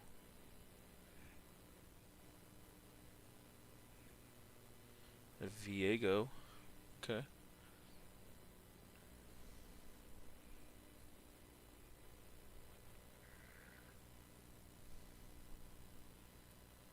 Just not...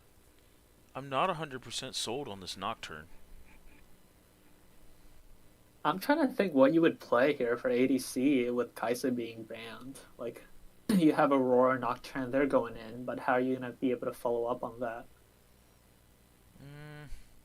Sivir? I guess Sivir makes sense. I don't mind that, yeah. I mean, there's a lot of innate wave clear that the top side of the map's not bringing you. Mm-hmm. And pressing R is also on Sivir. Yeah, but The battle cry. Here's a support here. I feel like it's got to be some type of enchanter.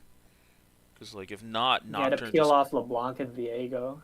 Yeah, but also, like, to also buff up Nocturne when he dives in. Maokai. Interesting.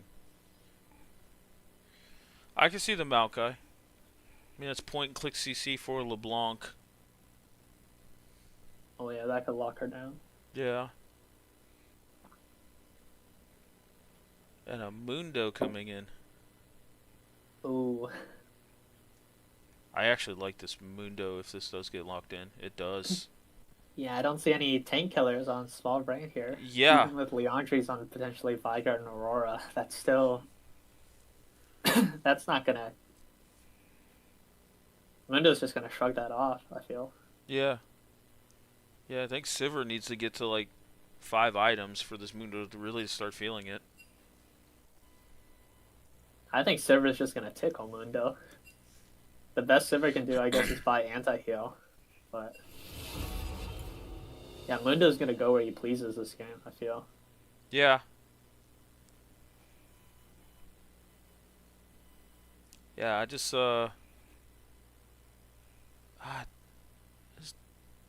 this Nocturne just really, really stands out. I keep going back to it.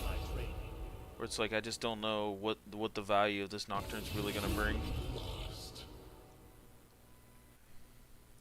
Well, as a Nocturne player myself, I think Nocturne can always potentially bring in value. It's just, here it feels like he's just not going to get the support he needs when he goes in. Even in pro play, he's like... eventually. I mean, the Nocturne is more like the delivery system there in pro play, right? Being able to deliver the Orianna ball or lock out vision so that Nico can get a really good engage off from the reduced vision. Here, it's like, yeah, Aurora's gonna press R, Nocturne's gonna blind everyone and go in, but then, where's that follow up? You know, Sivir can help speed Veigar and Maokai into the fight, but that doesn't feel as like impactful as potentially that multi-man Nico ult or Kai'Sa coming in and assassinating one of the targets that Nocturne Aurora caught out. Yeah. I even think if he gravitates to more of like a pick style, like he tries to catch somebody out, like LeBlanc has got so much mobility, Viego's going to be invisible, so you can't really target him. Like Lulu's going to be somewhere near Ashe. It's like I just don't know what this Nocturne does at all. Can't kill anybody. Can't tank enough. Because what do you do? But we'll see what comes out of it. So, what do you think about this Aurora Mundo matchup? Is this one of the tanks that Aurora can't really punch through in the laning phase, or is she still like pushing back early? I mean, Mundo as a champion can always just sit far away and throw cleavers to last hit. And like Mundo's fine going down early, because like once he hits that Warmox power spike, he can just shrug off all poke and damage that Aurora can do. And then he can truly go where he pleases and just take turret plates and like push waves under her face.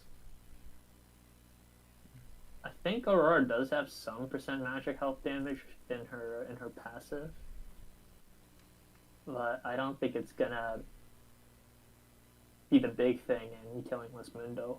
It's your funeral. I think it would have been better to see. Wait, let's see. It's blue, double, then. Yeah, I feel. I don't know. If I was drafting Small Brains comp, I feel like I would have just answered ADC support into the Ashe Lulu instead of picking a Nocturne and Vigar. Because I feel like once you see the LeBlanc, you could actually put the Aurora mid against the LeBlanc instead and pick a more potential, more rounded top laner instead to cover any potential counter pick that Zoomers might pull out. Since I think Aurora into LeBlanc isn't that bad, since you can always just E away whenever LeBlanc goes in. And Aurora has much better wave clear than LeBlanc. If you just force LeBlanc to stay under tower last hitting, then the impact of LeBlanc roams is not going to be felt. Yeah, I just I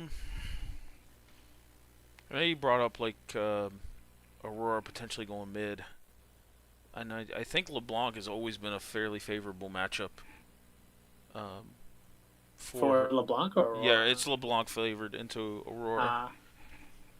But I see. I think I as don't know what I'm talking about then. No, I think as Aurora players have gotten more used to that matchup, they do be able to like push her back and early trade with her.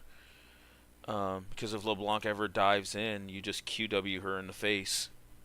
And they both just trade electrocute procs there. But then late game, it's really, really hard to lock down LeBlanc as Aurora. And LeBlanc's angles of attack out of Fog of War are really, really valuable. Potentially, yeah. But LeBlanc can't escape the Aurora ultimate, right? It's not dashes. I believe if she gets in it, then yeah, she can't escape it. But LeBlanc's always... her dash speed is so fast that she can get out of it before the walls actually get set up. It's kind of a... I've noticed that about Aurora's ult. It's kind of like wonky on the timing of when the dome actually like shapes up. Because you'll see some people walk out of it when I feel like the graphic shows that it's there. So, I don't know. It's a weird one. I haven't played against it enough to really feel comfortable, but I know... looking at some of like the Reddit boards and all that, not that that's a great wealth of information. Fair. But that most LeBlanc players are pretty okay with the Aurora matchup. Since you play mid, which one do you think is like which one is like a better champion to play into LeBlanc here though? Aurora or Vigar? I think it would end up being Aurora, because she has ways of like combating damage for damage. Like I think the thing LeBlanc generally will struggle into is either things that shrug off her damage or things that can actually like fight back against her. She has that kind of like Renekton feel, where if you're as threatening to him as he is to you, then that's like a skill matchup's like pseudo soft counter. Where Veigar can't really return any damage back. I mean, he can Q her in the face and get stacks, but it just doesn't do enough. And she never gets caught into the cage either. She just blinks right out of it. Yeah, and this was the LeBlanc picked into the Veigar. Mm-hmm. And I'm guessing Afterpat is very comfortable in this matchup. I think he definitely played it against another team, I think. LeBlanc into Veigar. At some point, I feel. Yeah, I'm trying to remember. Levi. I think Levi from one of the Group B teams. He has a couple of Vagar games under his belt. Yeah, I remember seeing. So, It might have been that one. I was also thinking it might have been Minimum Talent Esports. I don't remember Marshall. if. Yeah, I don't remember the mid laner picked Vigar, but I do remember Afterpack having a great LeBlanc game in that series. Mm-hmm.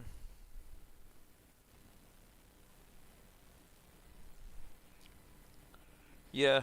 Yeah, there's only been, I think, 3 players to play Vagar. And I know Stanny is definitely one of them. I think he's the one who played it the most. Playing into his Vagar game 1 in our and Boomers series against Smallbrain.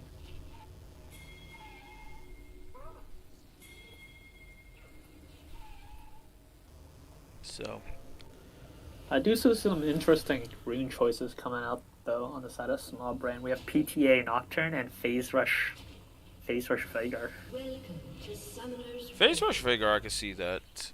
Well, It feels super awkward to proc Phase Rush on Vagar now. until minions spawn. Because QW isn't enough. You have to auto attack. You have to weave in an auto attack. Or I don't know if Cage would proc it. I don't think Cage procs. I want to say Cage procs it if it's coded like Electrocute. Because, like, I know Zed can proc Electrocute because the W counts as, like, a button press. I don't think Zed procs Electrocute off of the W, but like each ability that the Shadow casts also counts as a unique ability. So Yeah. you Has spawned. WE and then land 2 shurikens. Mhm. Regular Q and then Shadow Q, that procs Electrocute. Yeah. Well, But then there's also like other weird things that proc Electrocute, like Brand passive will, but Twitch passive doesn't, I actually didn't know that. and stuff like that. We're gonna see a late invade, or they're already invaded here from the side of Zoomers. They're gonna be stealing away this Nocturne's red buff. Oh, shit. Forgot to change the scene on the stream. My bad. Ooh.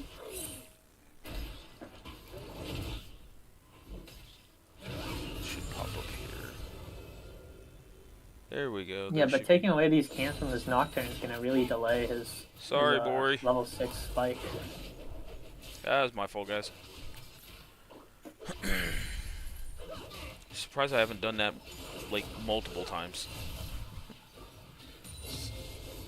But we got a pretty defensive, Oh, here's an early gank on the Stanny. And a first blood going over to LeBlanc. That is massive. Hey, I just missed that. I got the and then already a first blood at level 2. That's crazy. Yeah, and actually I think that also lets Hare know that he just got his whole bot side stolen. So, Oh, it was a gank from standby. I Yeah. didn't see the I see the 0-1 now. yeah, he took red, then Raptors, and then flash stunned Stanny with LeBlanc diving ahead. Yeah, and crossing mid there with the red buff is gonna let Herwick know that Standby is looking to defend his own red side quadrant of the map, and that's gonna allow him to move into the bot side.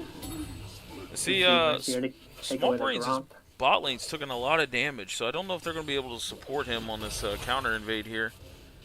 If LeBlanc completes his back, then I think it's a true 1v1 from the junglers. Yeah, and Zoomers have priority here. They're gonna be moving up first to catch out Herwiz. He's gonna have to flash over the wall. Does so and gets out. He ends up getting 3 buffed. And loses his bot lane scuttle. So that's a really, really tough start here for this Nocturne. Yeah, he's able to take the Gromp, but now he's only stuck with 1 camp remaining on his side of the map. Mhm. And I really like that ward that Standby placed there on the top side of his red side jungle. That's going to be able to scout out Nocturne if he ever tries to go into that side of the map to take his own jungle, to take Standby's own jungle camps. Mhm. But with Standby backing here, I think Nocturne has access to this top crab. Maybe.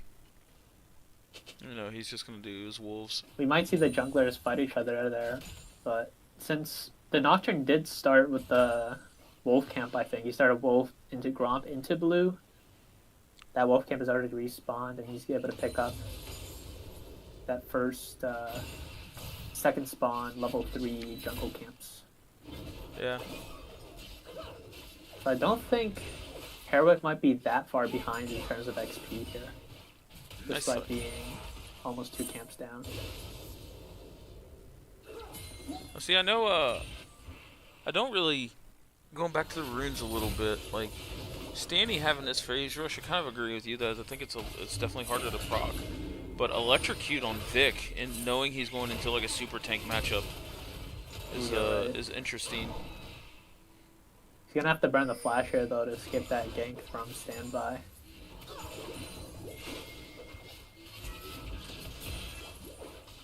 Herwick is in the area to scare standby off too. Any further chase. I think he's trying to But it looks like they could potentially be overstaying here, trying to get this wave shoved in for Vic to reset. Herwick's spending a lot of time up there in the top lane here. In the meantime, Standby's able to take that Scuttle Crab and potentially look for a repeat gank on the mid here. Yeah. Oh, but the Aurora ultimate coming out of the top lane.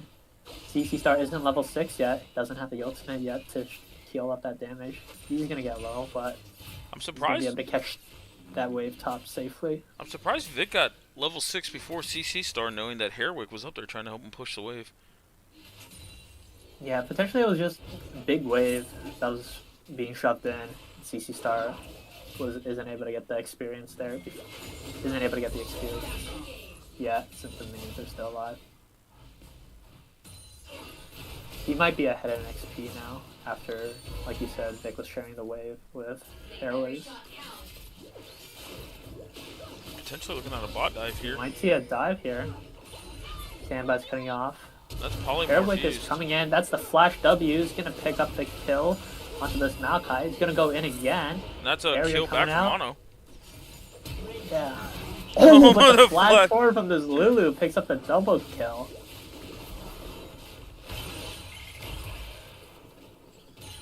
Now, I actually don't mind the double kill on the Lulu here, knowing that, you know, whatever she's going to do, support-wise, is going to be, like, buffing people from, preventing Nocturne from doing damage.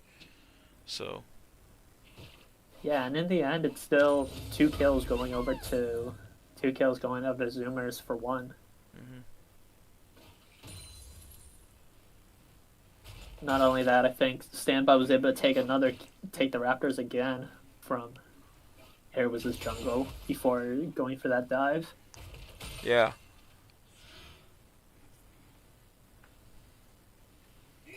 Let's see, I mean, they have tempo here, and there's a chance, I mean, they might make a play on this dragon, knowing that Standby took the bot side.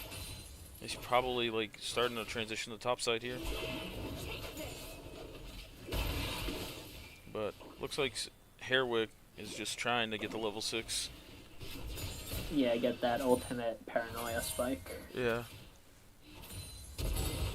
Oh, but the flash forward is gonna catch out this poor Lulu. Kill going over to Monogatari.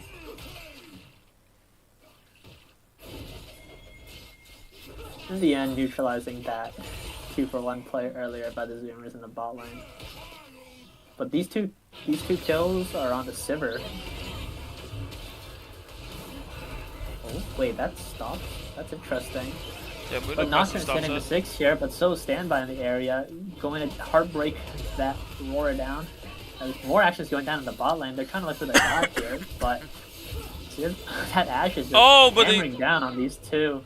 Mono ends up taking a turret shot there. Yeah, I like what they were going for there. I think Fitstick W to minion to drop aggro and shifted over to Sivir, but that perma slow from this Berserker's Ashe just isn't letting him get out, and he goes down, and the ADC as well. Once Lulu got back to Whimsy and buff up his Ashe. 3-1 Lulu now. Takes out one of the kills there. This is the best early game Relentless has had this series. That is Normally true. he'd be about 0-4. delaying that 10 death power spike, if you will. Yeah.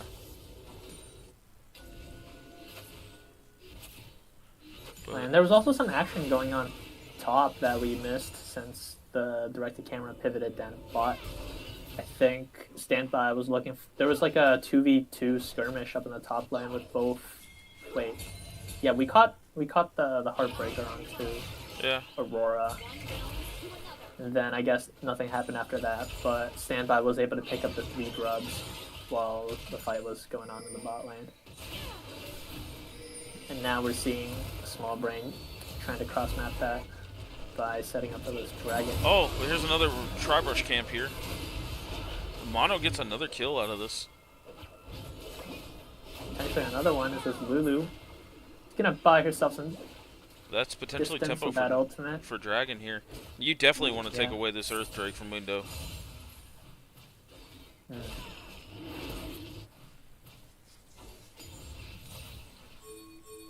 Danny looking dangerously low there. Yes. Gonna get the double dash. Ooh, the electrocute. Oh, but comes back with the auto attack. Oh, but the Arrow, Ashol. nice arrow. Wait, does he Is that die gonna hit? to? I think that's gonna Oh, hit. it did hit. Oh.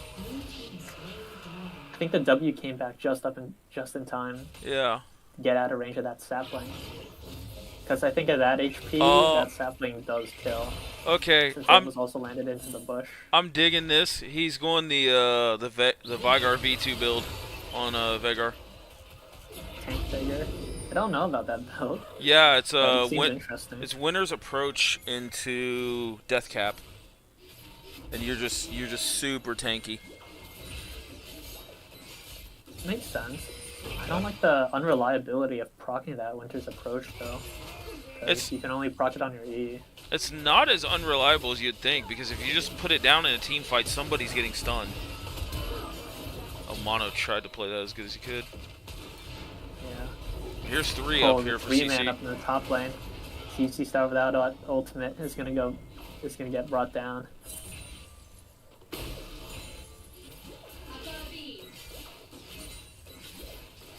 Yeah, I think something to note there was that Fiddstick chased the LeBlanc all the way to that top lane tri-bush and was in the area there for that 3-man collapse onto CC star.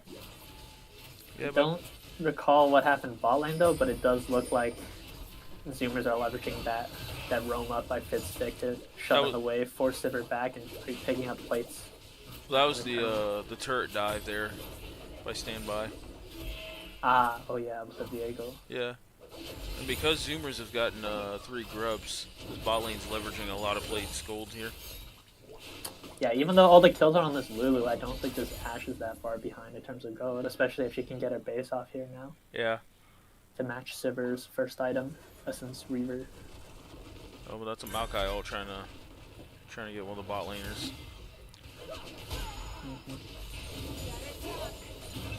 And in return, I think Small Brains is going to get a plate or 2 themselves here on the bot side. Yeah, Ashe and Lulu having to take their recalls here means that their bot lane Small Brains are going to be able to get some plates in return. And all in all, you're looking at about like a 2,500 gold lead inside of Zoomers, so not nightmarishly bad. Yeah, and I feel most of that gold lead is actually in this mid lane here. 2 ult LeBlanc versus ult 2 Veigar. Holding up pretty well in the CS department though. Oh, here comes the gank, but the nice use of the ultimate there to get to Yeah. the other side. Oh, Oh. the fear goes off and the ultimate. That's gonna get a big shutdown over. And for Vic ends Fairwick. up surviving topside. And the bot lane's Yeah. rotating up as well. So I think Heavy they're... burn flash. They're definitely looking to force these three grubs, not give even one over to Zoomers to get that Void Might stun. I actually like this, to be honest. Like, you know bot lane's going to eventually fall. So try to levy, like, the grubs and maybe a plate or 2 up topside with the wave clear. Yeah. But... And actually, all in all, this allows the wave to be closer to the base, which Veigar could potentially use if Vic goes mid. Yeah, Veigar It'll be bot lane. interesting to see how they'll set up their lane assignments here now. Looks like someone's pinging the Ashe and Lulu away from mid. Yeah, I think you end up just sending Vagar bot side, because he's gonna be able to like slow push and just farm stacks off of that wave. Actually, now that I think about it, how many stacks does he has? He has 109 stacks, so it's pretty respectable.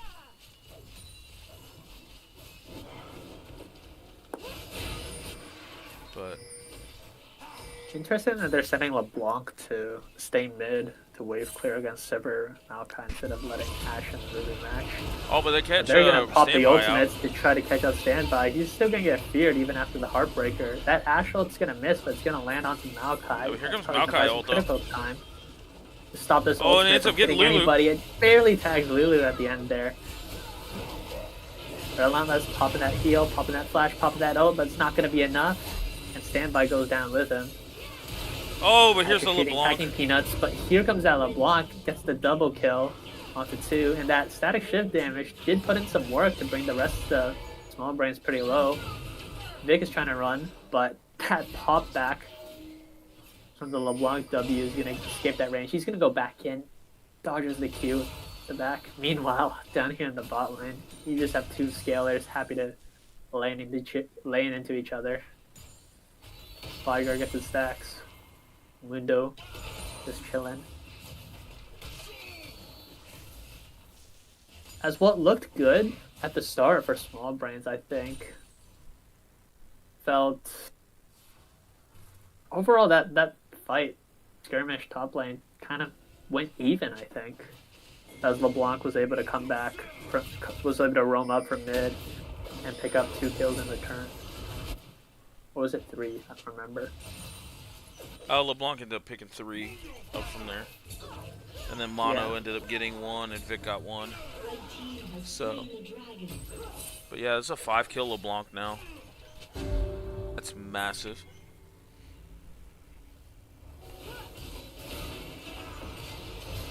You're gonna be able to pick out anyone here on the map.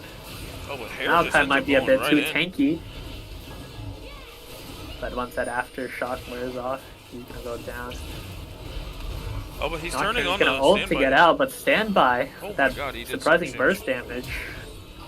He's gonna flash fear. That's not gonna stay tethered as Sivir uses the blast cone to get out.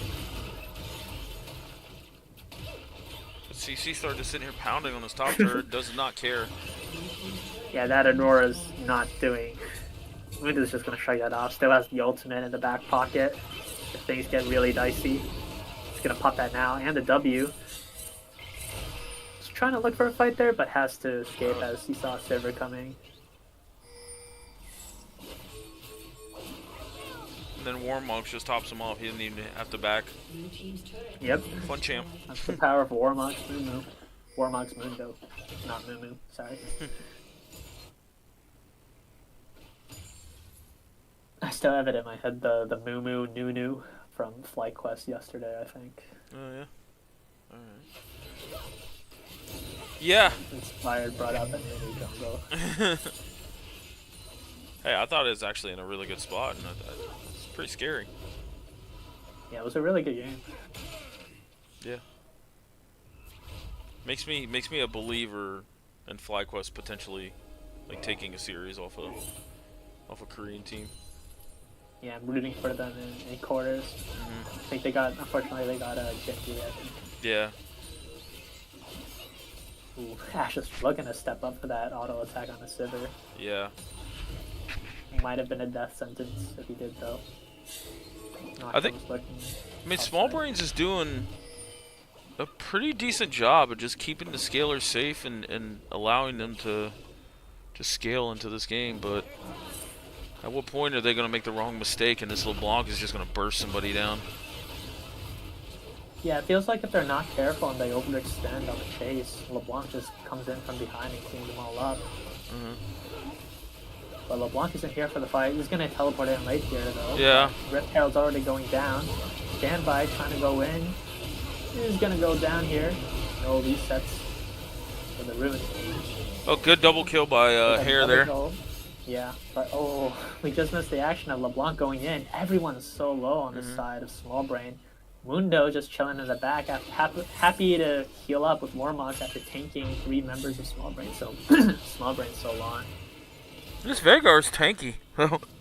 Like this winter's approach. Yeah, overall 2 for 1, and the Rift Herald for Small Brains. That was a nice fight. Yeah. You got what they came for. Didn't overstay with all their members super low, and LeBlanc was able to find big value there Yeah. after that fight.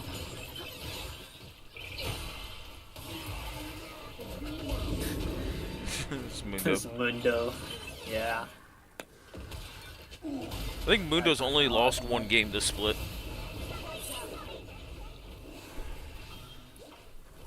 This this season. Yeah. Should someone pick Mundo? Yeah. I could see that. Mostly because I feel like you don't blind pick Mundo. You pick Mundo when it's or you don't like you pick Mundo when Mundo is good into the enemy comp. Like they have no tank killers, or they can't draft another tank killer, right? Like if the whole team is damaged and then you pick Mundo, you can't expect the top laner to pick a dedicated Mundo counter, because then it ruins the team comp. So it makes sense that Mundo has a high win rate, since you're only playing him when he's strong. And this looks like one of those games where Mundo might be very strong, since, like we said in the draft, there's no dedicated tank killers. That phase rush Pac is gonna buy some distance, but after Pac's gonna catch up. Unstoppable now, 7-1 on this LeBlanc.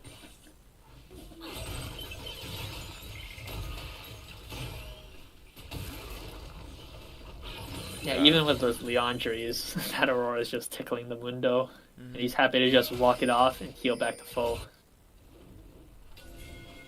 What do you think? What do you think this Giant Belts becomes second item on Mundo? Think it's a Heartsteel? It's probably hard steal, yeah. I don't know if that's. I don't know if I like that. It might not be super valued in this game. I think it might be difficult to try to get the stacks on Vigar, Sivir, and Aurora. But in a side lane, I think Mundo's happy to get a stack every 30 seconds on whoever Oh, Mono. whoever needs to match him. You are not long for this world. Yeah. He burns a flash too. I think he's dead. They might look regardless. to Baron off of this. Yeah. It's a big pick onto Small Brain's ADC there.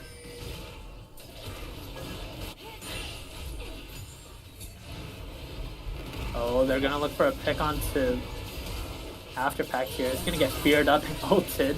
Oh, they ended up stopping the Baron. Vic did. Yeah, looking to peel off, but all the members just get off.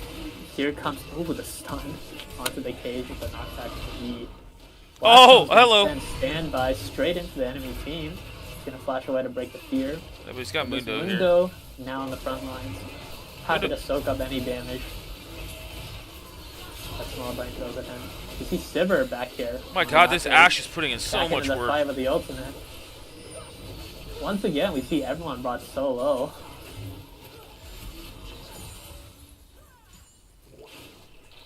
The Strawberry's having a really, really good solid game on this Ashe.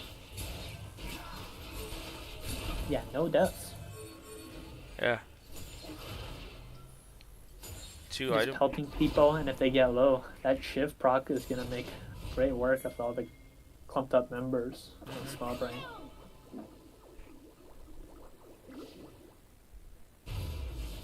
And I think it was definitely thanks to the Ashe Enchanted Crystal Arrow at the very, very start when they were still picking Sivir. She spell shielded, was running away, but that Enchanted Crystal Arrow We made have sure that she had nowhere to run. We have Death Cap complete on Vagar, so it's now 400 AP, and it's only going to get worse and worse. So it's definitely going to be able to do some damage, but I don't know if it's enough to break through this Lulu. Like she's going to be able to shield and ult people.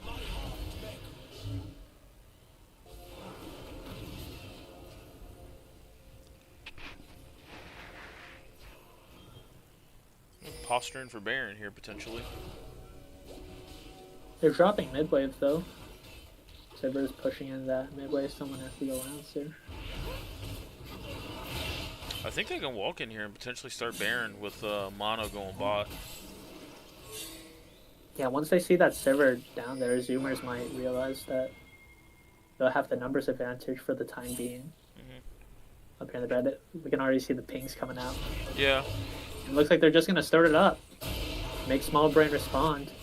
I think they just But gotta Sivir give it. doesn't have the teleport. I think they just end up They're giving going it. on to this Mundo, but Mundo's just happy to soak up this damage, mark out the Nocturne.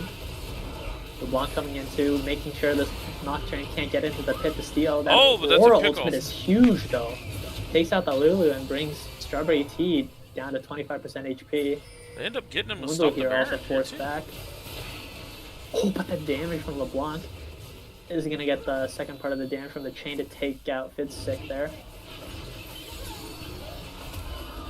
There's Sandbag's a going in, but Veigar he's getting blown up by that Veigar ultimate. Boy, what a We close have fight. 3 versus 3 here. It's actually pretty increasingly difficult for them to take down Stanny on this Winter's Approach build. Oh, that was a failed W. No one's seen it. Yeah, both sides got wounded. Not looking to further injure themselves. This is the 3 remaining members on each side. You're starting to see Just back off, recall. starting to see Standby's build what looks to be a wit's end, but I think is actually super big for him. That's going to add a lot more survivability against this Veigar, who blew him up in the last fight with that ultimate. Yeah. And I think it also offers him some critical, once the wit's end's completed, of course, it can offer him some more tenacity on top of that Merc Treads. That would be really useful against the Fear from Nocturne, or the Cage from Veigar, or any of the roots from Maokai.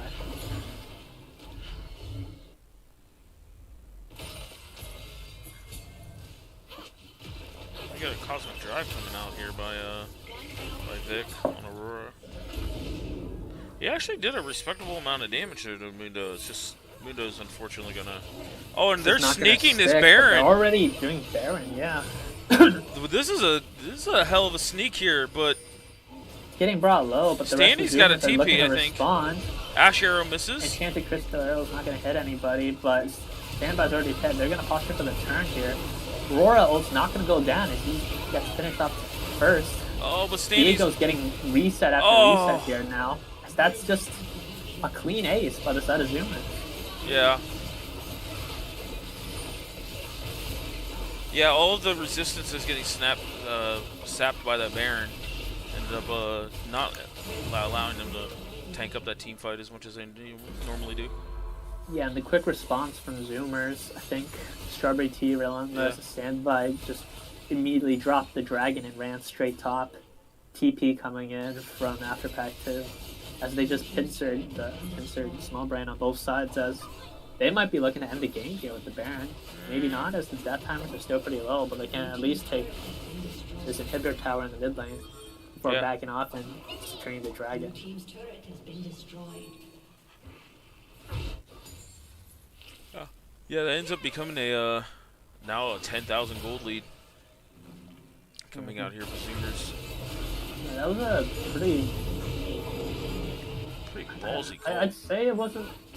Would I say it was pretty close? Because I'd say it was pretty close because it did came down to like small margins there. I think it wasn't like because the Aurora ult never went out because Aurora died, and that could have been massive for the team fight.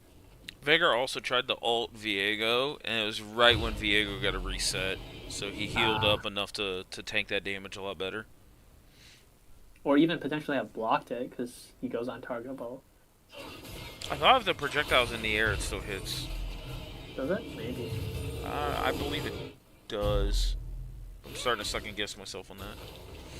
Some of the Viego interactions are kind of weird. Agreed. The champion walking bugs. Sometimes.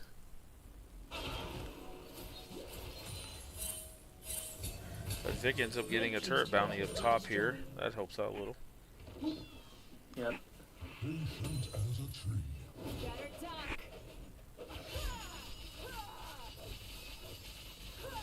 They have a respectable amount of wave clear here.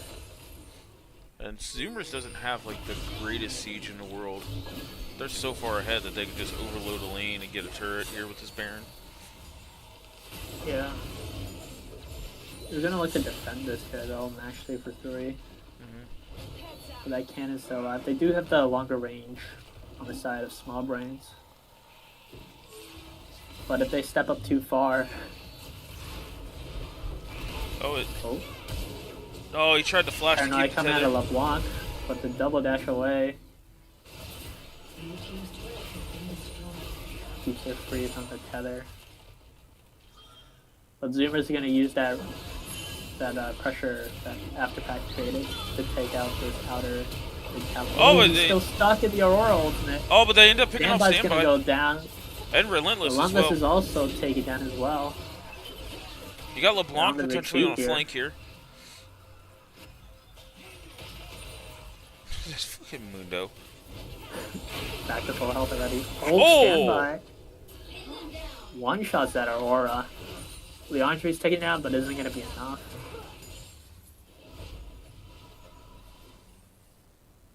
Got a Banshee's Veil coming out. That'll help. Quite a bit for Veigar. Yeah. Stopping ability from any one of LeBlanc's combos. It's gonna cut her damage a lot. Not to mention the magic resist.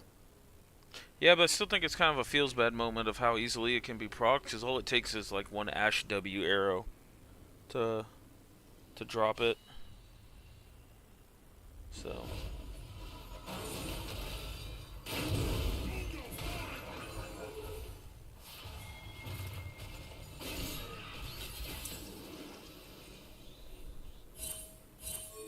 I see Mono completing the Infinity Edge, so that'll definitely help quite a bit in these team fights here. I think it's going to be really hard to still take down this Mundo without a, He's sitting on an Executioner's at least. yeah, just bought that. And actually, that's actually the only form of anti-healing on the side of Small Brains.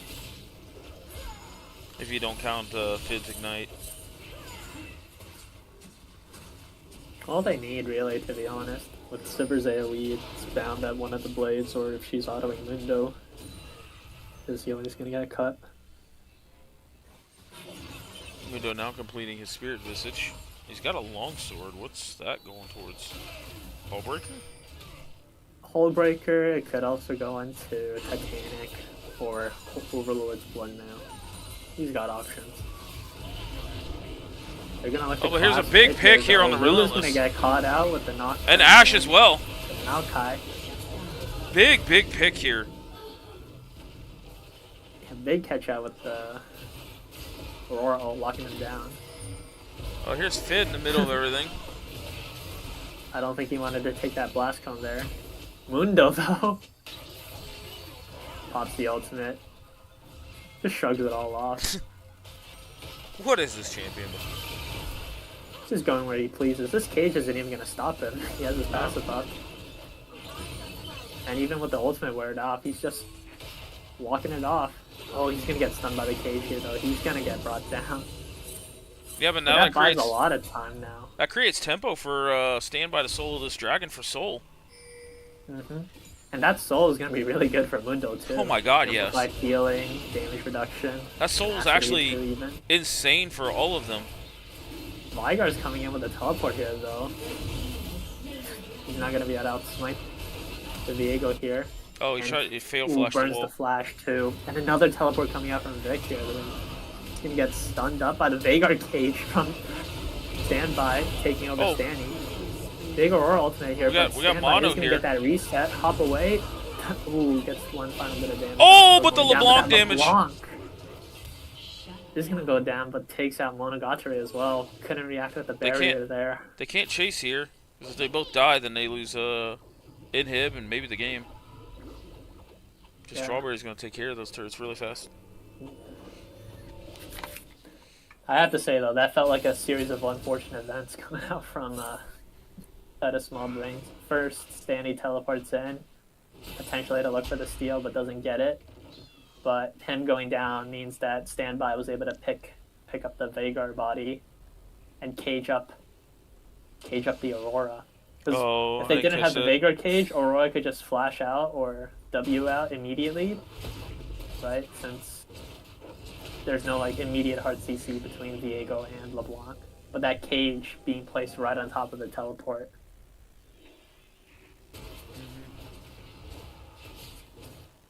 See, that's 4 items now for Sivir, so I think you're going to start feeling her damage. You got 850 AP coming out for Stanny, and he's got what looks to be a start of the Void Staff. We have a Baron attempt here from Small Brains, but Oh, but Mundo- they end up catching out Stanny here.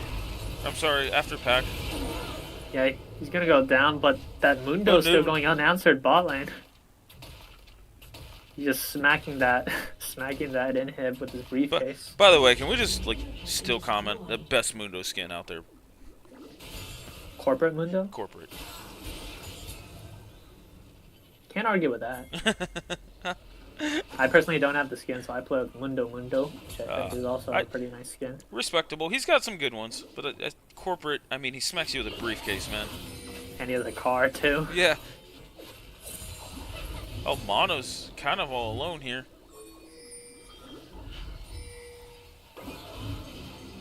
Oh. Barrier Flash coming up. Oh, Mono does not die here. If they keep Mono alive, then I think this is okay. Here comes the Mundo. It's a 4v5, but Small Brain's the ones being pushed back. With Mono getting so low. Yeah, but now they got tempo for Baron here. This will be the second Baron, I believe, for Zoomers. If they can get it, yeah. Earlier we saw Small Brain trying to force the Baron See down. if Hera tries to go in and steal this one. He has the vision, he's going in, but that's going to be secured by standby here. 2 junglers. Mono's just not part of this fight. I'm surprised they took this. But they die Trying here. to force the Baron, but it looks like they're all going to go down here. Yeah. You're right, and that might just be game. Open and hit bot. We have Mundo TP. Oh, Mono's coming mid just to try and get that wave. That's not good. That mid wave isn't even going to be the wave that ends the Yeah. game here. Dr. Mundo's already escorting in those super minions coming in from bot. Yeah. And now it's just Herewith against the world, and I don't think he's going to make it. Blue team's turret has been destroyed. And all in all, this ends up being what the what? Just tank What? is blazing. Oh man. Mundo goes where he pleases. GG. That ends up being a 2-1 victory for Zoomers here in the quarterfinals. Mhm. Wow. That God, there was a lot to take in on that game. I mean, Mono tried his best to carry that, but Yeah, I think they had some really nice team fight coordination from Small Brain there, using the Nocturne ult and the Aurora ult to just lock down multiple members of Zoomers and burst them down. mhm.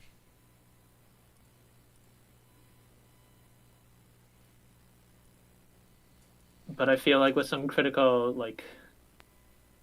with the constant threat of LeBlanc and Viego getting resets, if at any point one member of a Small Brain goes down, that just cascades into a cleanup for Viego, the Static Shiv Ash, and LeBlanc. Yeah, I think And in the end, it was this Mundo unkillable. yeah, Ash spaced really, really well in a lot of those fights. But man, for as behind as Small Brains looked or became there at the beginning, like they fought back and they were overall putting in work just to try and make this a game, and they overall did. Yeah, not making it easy. This was a 37-minute game. Yeah. Yeah. It's just all in all, it looks really good for Zoomers. We haven't seen them that often. And CC Star ends up subbing back in to put his team over the hump there. Yeah. So And that ends up. Are we doing an interview? No, they all kind of dipped. Ah, It is late on a that's fair. Sunday night, so. But just kind of gonna pull up the bracket here for a second, just to update everybody on that. Yeah, Zoomers being the only team from Group B making it to the next Yep. stage. Yep. So now in the semifinals, we have Sad Jellyfish versus Boomer Squad, and Scorch versus Zoomers. So Mm-hmm. yeah, see when those series get scheduled and keep everybody up to date. And I think we're still planning on doing a podcast on Wednesday just to go over the 4 playoff series. But I appreciate you taking some time out of your Sunday night and casting. No worries. It was fun casting these last 2 games with the UCLT. I appreciate it, man. So, you excited for the semifinals? Definitely. I think I mentioned yesterday about I'm excited for a rematch against the Sad Jellyfish. Yeah. And it might also be preemptive to assume that we would beat Sad Jellyfish, but if we do, I'm also looking forward to potentially either rematching against Scorch again or facing the Zoomers. Yeah, the Zoomers have. I mean, they look tough. They look strong here. Mhm. So. And they're not afraid to cook as well. Yeah, yeah, and you have stuff like Briar Support, Zoe Jungle. You know, I'd be curious to see how a series between you guys, especially at best of 5, just how much cooking. Oh yeah, with the finals being best of 5. Yeah. So. Scorch is also another team that would be fun to face again, especially because it seems like they've improved a lot since we last played them. Yeah, yeah, it's. I think any of the rematch from the Group A teams would be great, but I mean Zoomers look tough. They look really tough. Mm-hmm. So Looking forward to watch their match against Scorch next Yeah. week. yeah, we'll see when that takes place. We'll let everybody know when that comes out. So, but I ain't gonna take up any more of your time, my friend. Like I said, I appreciate you joining me here for this cast, and No problem. good luck in your semifinal series. Thank you. So. I'm looking forward to your podcast with Heroines for Yeah. this week. Yeah, I looking forward to it as well, and see what kind of guests we might get on here. Just to kind of go over with it. We still would like to bring a guest out, but we'll see what happens. I'd be happy to go on as a guest. I mean, I think I did watch all the matches this week. They were all pretty entertaining. well, we'll see if our schedules line up. I think we're still trying to do it on like a Wednesday afternoon, evening. So we'll definitely keep that in mind and reach out to you once we Yes, settle on sounds good. when we're doing it. But like I said, man, I appreciate it. It's always fun casting with you guys and watching these games. They're entertaining as hell. Yep. So, alrighty, man. You got anything else you want to chime in on?